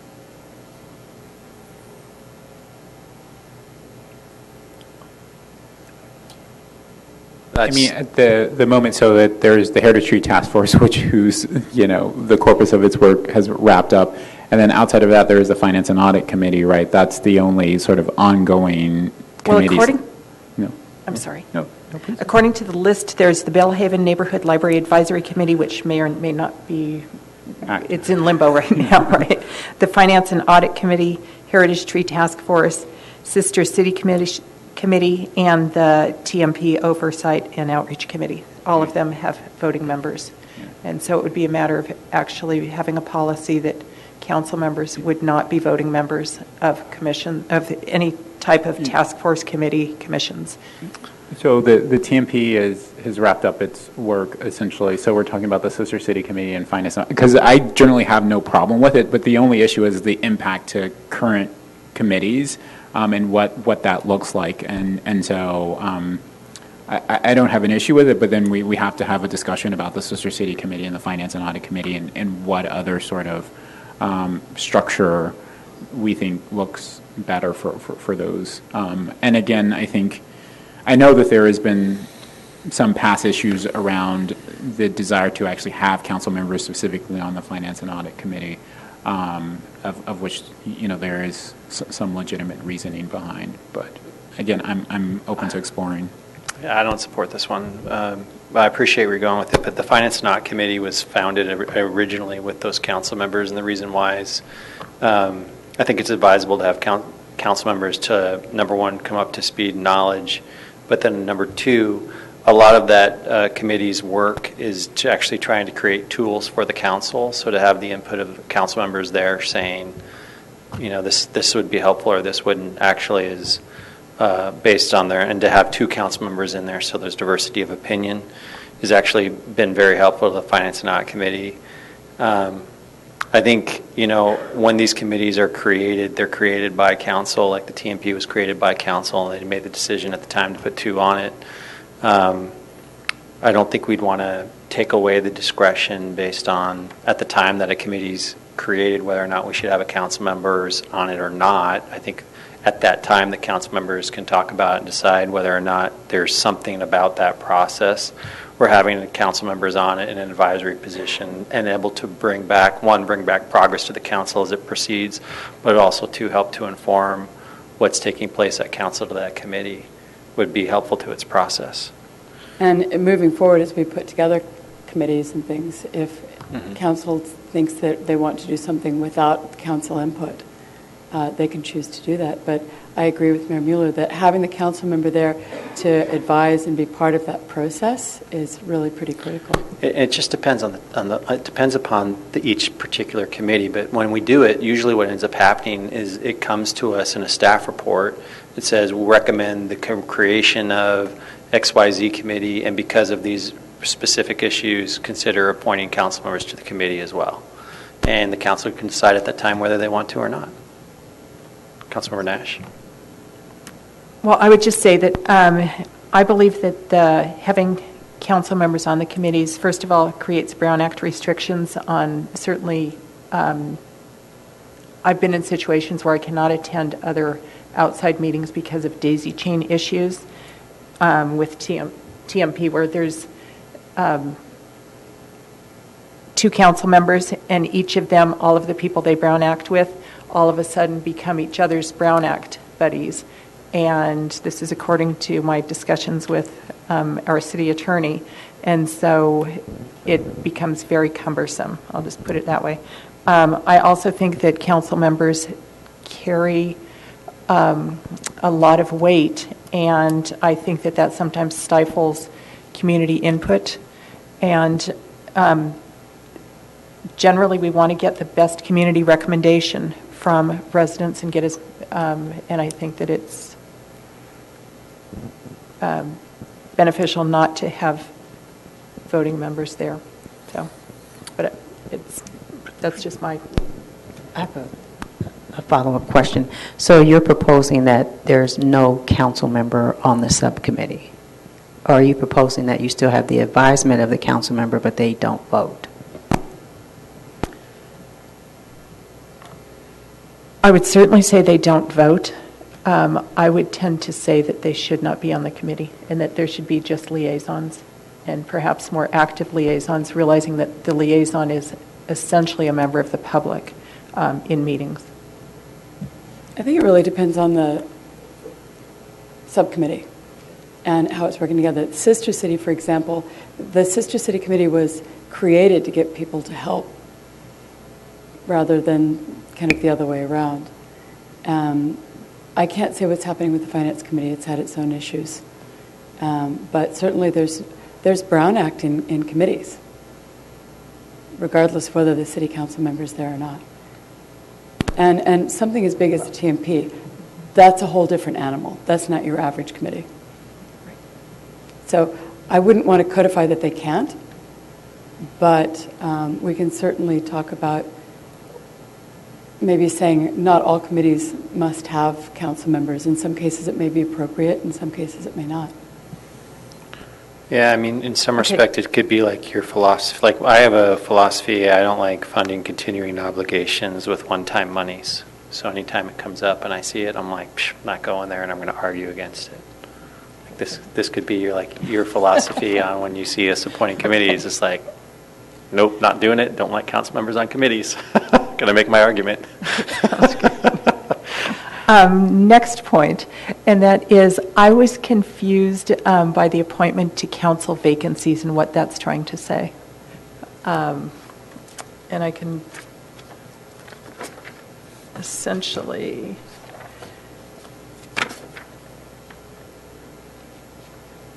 where was this? Okay, if a vacancy occurs in the office of a member of the city council, an election shall be held to fill the vacancy. The person elected shall hold office for the unexpired term of the former incumbent. Okay, that's clear. But the election shall be held at the next regularly scheduled election, held at least 89 days after the vacancy is created. Does that make sense?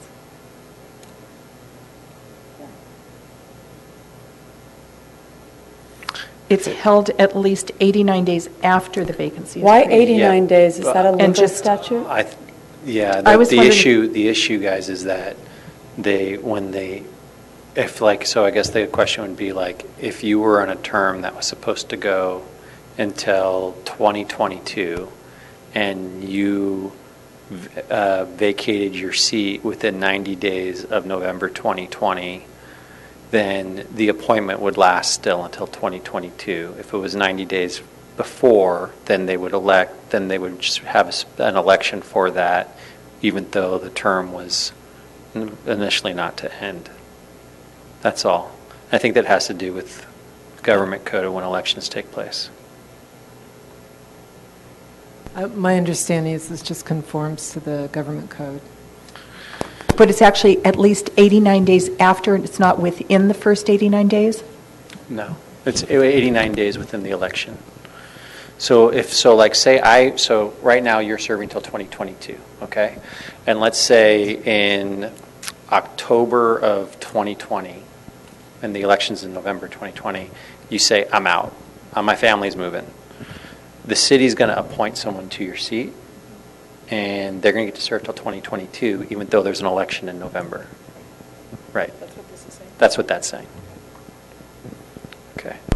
No problem. I have a follow-up question. This isn't something that was changed or something the subcommittee was suggesting. This was already here. No. Okay. Just to clarify, this was not in the procedures previously, but it is verbatim from municipal code. So if you click the municipal code link, you'll get this exact language. Thank you.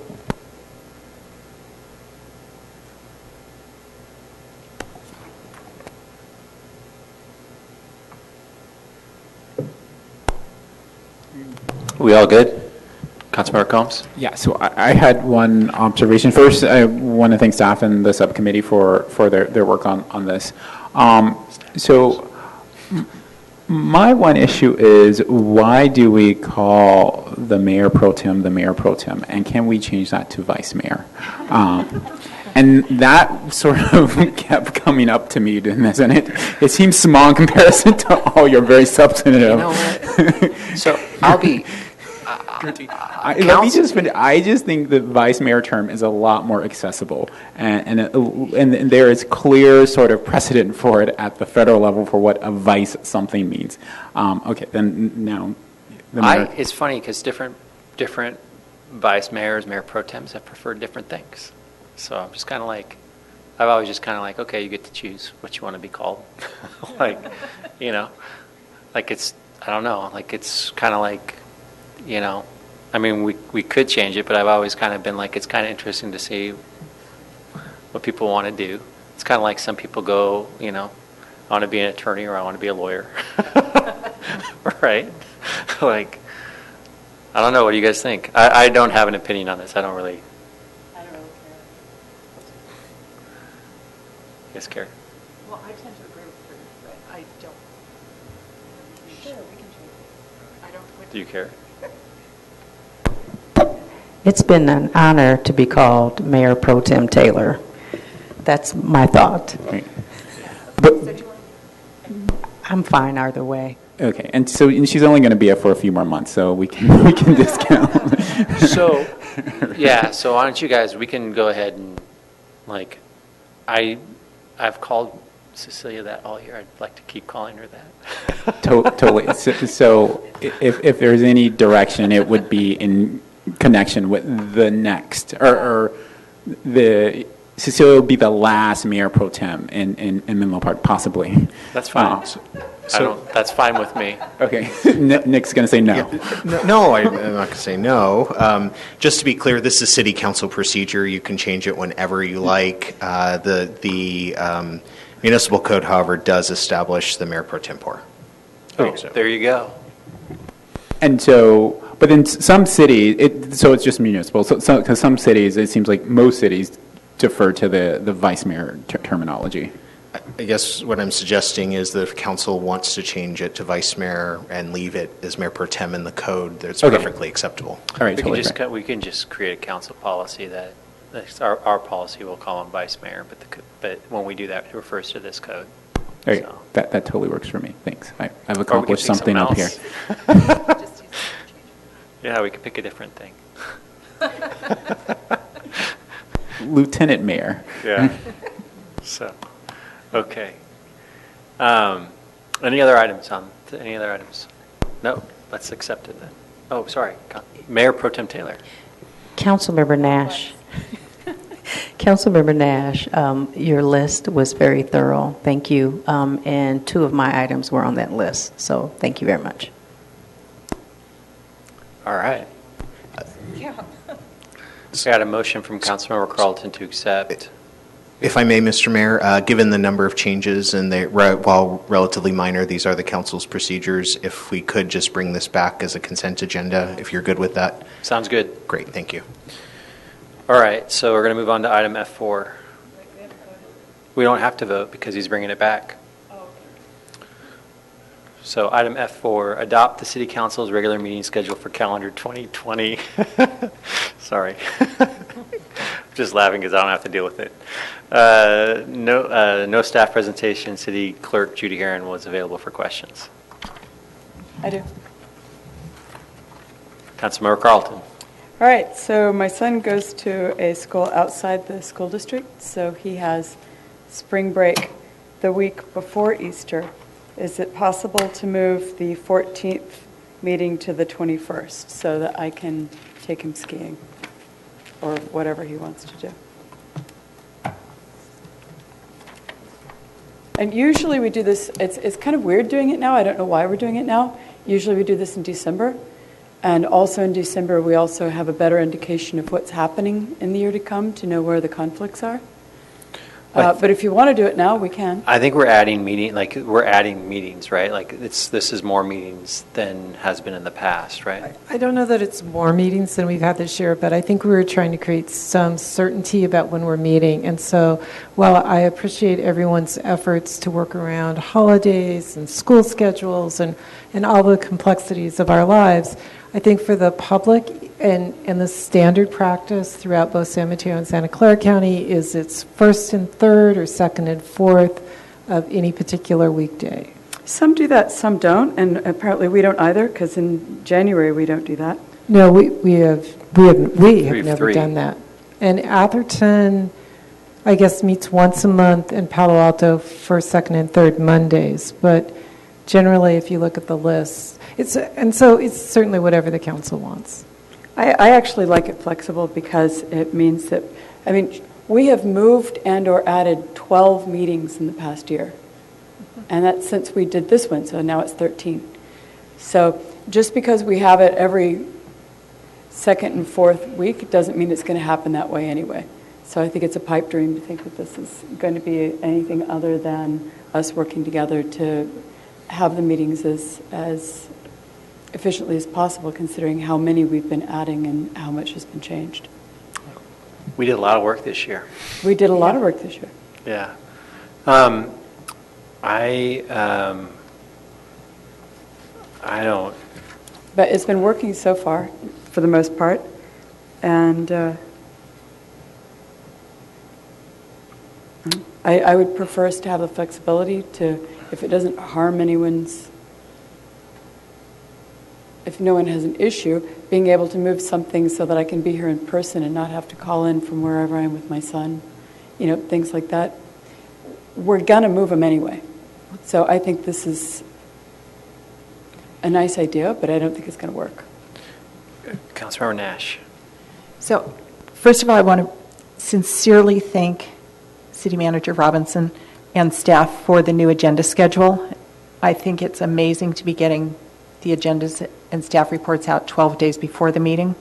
It promotes more thoughtful decision-making, and it's greatly appreciated, and I've heard comments in the community as well. Having said that, that is the reason I believe why we're trying to go to a more established schedule, is so that we don't have the back-to-back meetings and so that staff, there actually is time.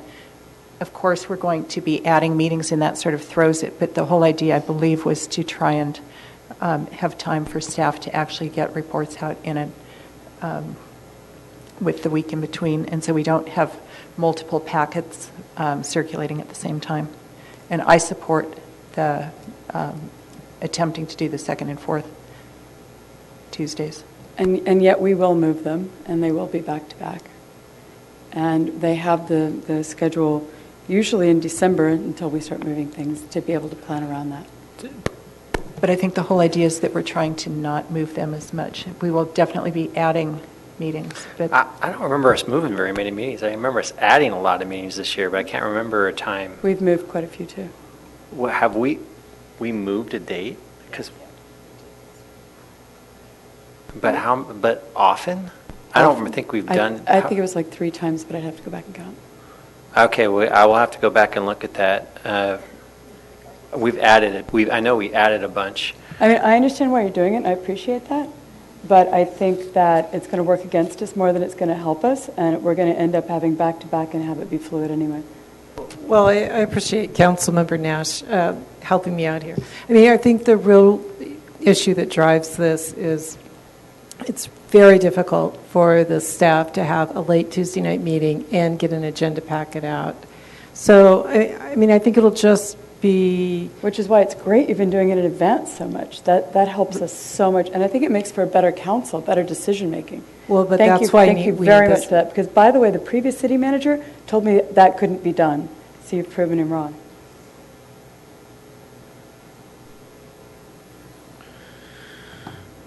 Well, if we were to...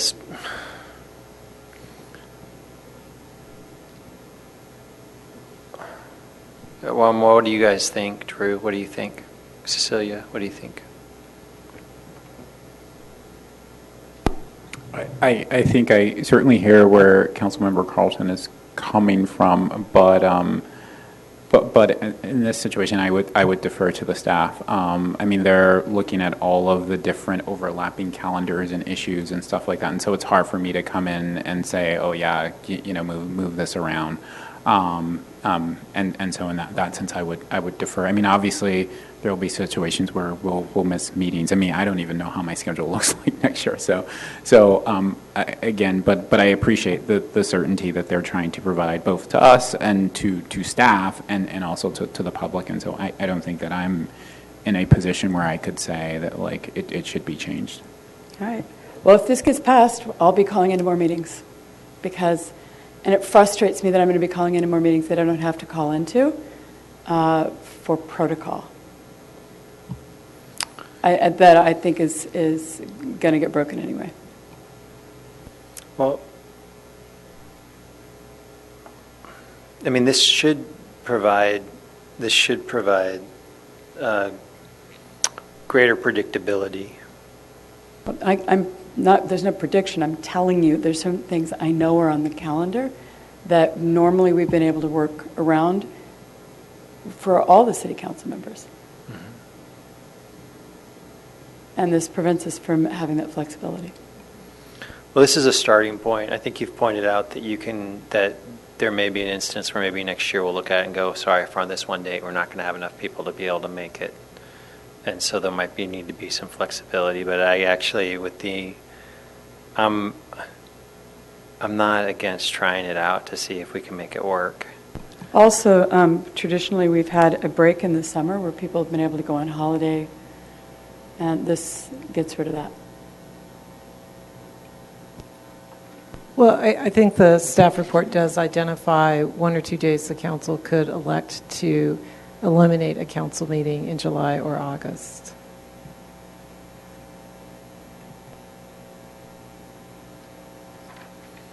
Yeah, I mean, we could decide that next year as we go along. I mean, one of the difficulties we had this year was with everything happening in the city, we had to add meetings in order to get work done and actually get work done at a time in the evening when it could be done in a manner that was efficient.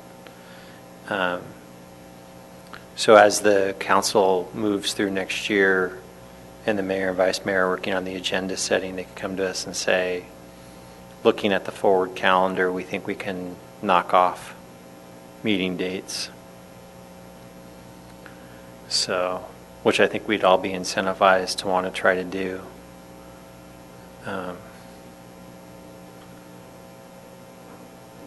But I mean, in some respect, hearing that there was some concern that there have been meetings added to start off with the meetings there and then take them off might actually be something that would provide greater predictability to work around, as opposed to where we've been this year, where we've just had to add to get stuff done. So, and I appreciate everyone working as hard as they've had to do that, because if you look at the year, it's been a very good year for professional staff and council. We got a lot done this year.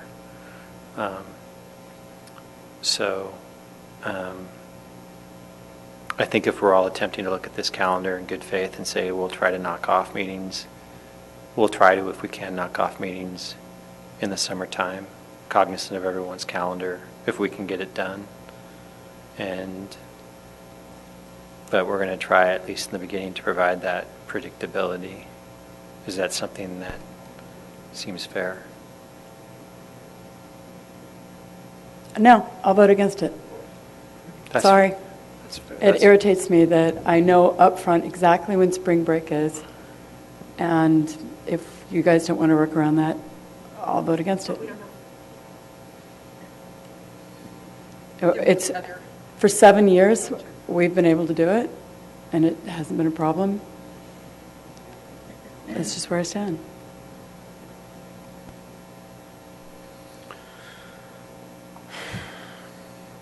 I actually don't even know when spring break is next year. It's probably in here somewhere. Mayor Pro Tem Taylor. I'm comfortable with the calendar. I'm actually surprised no one brought up having the meeting on a different day. I favor Thursdays. Maybe that'll be a discussion in a year or two.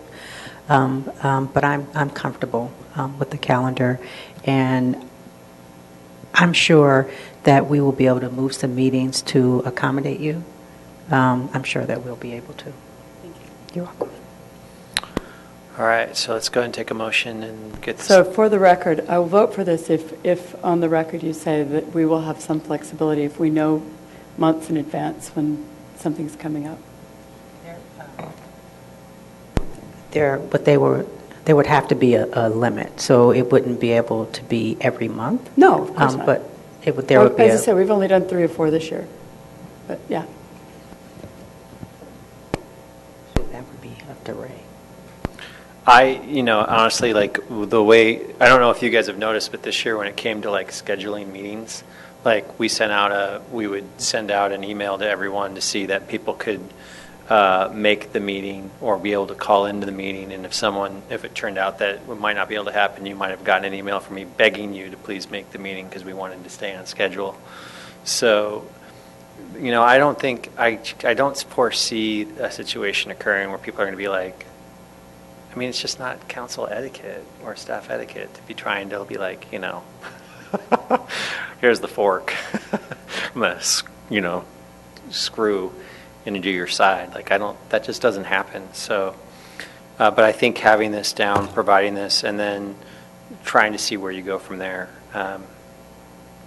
there might be some deviation, but then it might be, as we get closer to that date, you might be like, you know what, I can call in. I don't, the imbalance with staff at that time saying that they need the extra week. It won't be that big of a deal or something like that. Like, I just think you start with this, and then everyone treats each other in the very best possible in good faith, professional staff and council members. And then when you get there, you weigh the balance and you all talk to each other and say, can we make this work? Right? So, but I think I'm not opposed to starting with this, saying this is our starting point. And then this is our starting point because we have this greater transparency. And we are definitely have a light agenda tonight because we are definitely talking about items a lot longer. So maybe we should just vote. I actually would like to know exactly what we're voting for because I am concerned about just how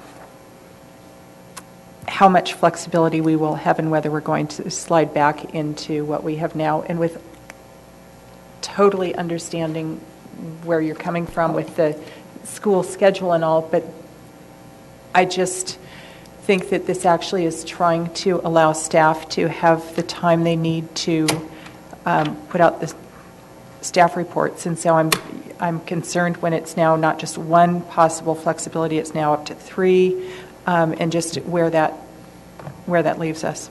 There's no 1 or 3. And trust me, this year has been hell.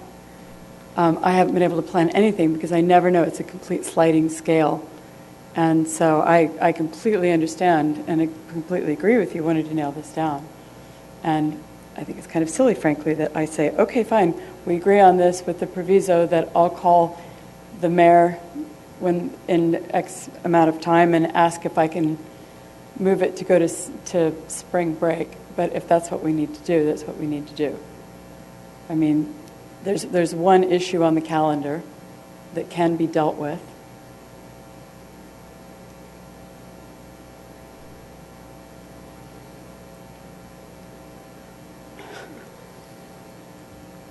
It's ridiculous that we can't just deal with it.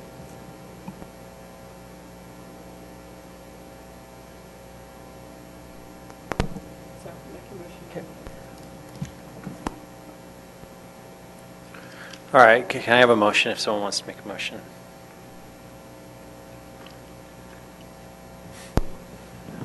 Councilmember Carlton, just so I can understand, could you state specifically the date that you want removed? Specifically, April 14th is when my son has spring break. It would be great if we could move that to the 21st or the 31st of March. We can't move it to the week before because that's when everybody else's kids have spring break. And they're 2 weeks free, by the way, before the 14th. So if we moved it to the 31st, there would be 2 weeks free before we had the next. Probably moving it to the 21st makes the most sense. Could, Laney, could we just vote on a calendar that removes that date as a meeting date and just leave it at that? And obviously, the flexibility to add some, instead of getting back into like what is from the dais, what is the most appropriate date to re-add, to just remove it? So I think that's an excellent suggestion. I think it's the spacing between the meetings that's of concern to staff so that we can prep for the agenda 12 days in advance, not the specific date. So if you want to eliminate the 14th, and then we'll just evaluate the business issues before the city council during that time frame and come back with suggestions for an additional meeting if needed. Can I make a suggestion then if we're going to do that? Because why don't we move the 28th to the 21st? Because you're looking at 4 weeks with no city council meeting if you don't. That makes sense. I'm looking at that right. If you eliminate April 14th, you go March 31st, March 7th, you go March 31st, April 7th, April 14th, and April 21st without a city council meeting. So instead, you move the 28th to the 21st, and then you have 3 weeks off and then 2 weeks off. Well, I think for the staff, it would be better to move the 14th to the 7th to get the agenda packet out. That's when all the other public schools have city council. That's fine. We'll just have a 4-week break. That's cool. We'll figure it out. I agree. Moving it to the 24th makes sense because then you've got 2 weeks on either side. Is that all right to just move it to the 21st? Move the 14th, move the 28th to the 21st? So you eliminate the 14th and move the 28th to the 21st. It doesn't affect the amount of time staff has to do a report. I'm sorry, say that one more time. You eliminate the 14th, right, and you move the 28th to the 21st. Yeah, we can do that. All right. Thank you. I appreciate you guys being flexible. Thank you, Drew. So that's the motion. All right, you have a second? Okay, we're done. The motion passes unanimously. All right, and then, sorry guys, my notes got lost in all of that. City manager's report. Nothing to report, thank you. City council member reports.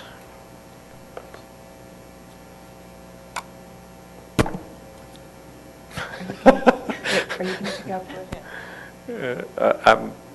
Someone go.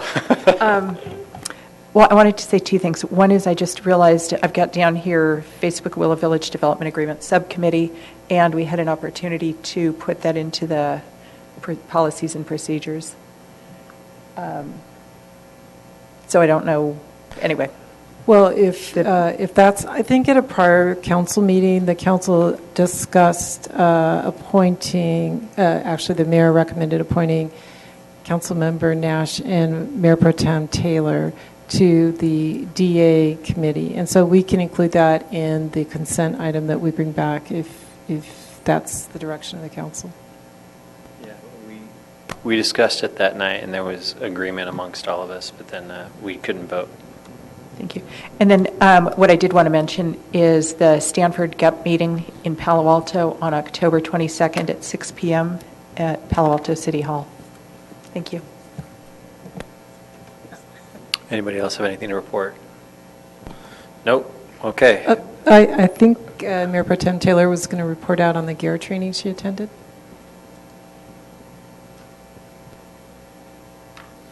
You can do it next time if you don't want to do it now. All right.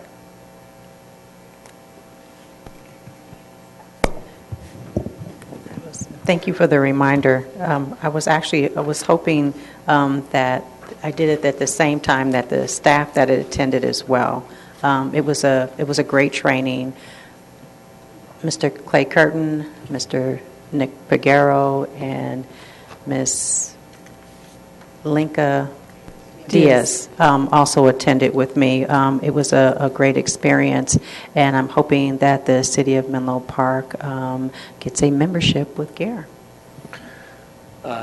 So I have a report out from the Rail Subcommittee meeting, and that would be that there was, you guys are going to start laughing, there was discussion about the fact that a recommendation to be made to the Willow Village Subcommittee, which isn't appointed yet, but nonetheless, for when it happens, that they should be looking at activation of the rail line between, or with buses or with rail going from Redwood City to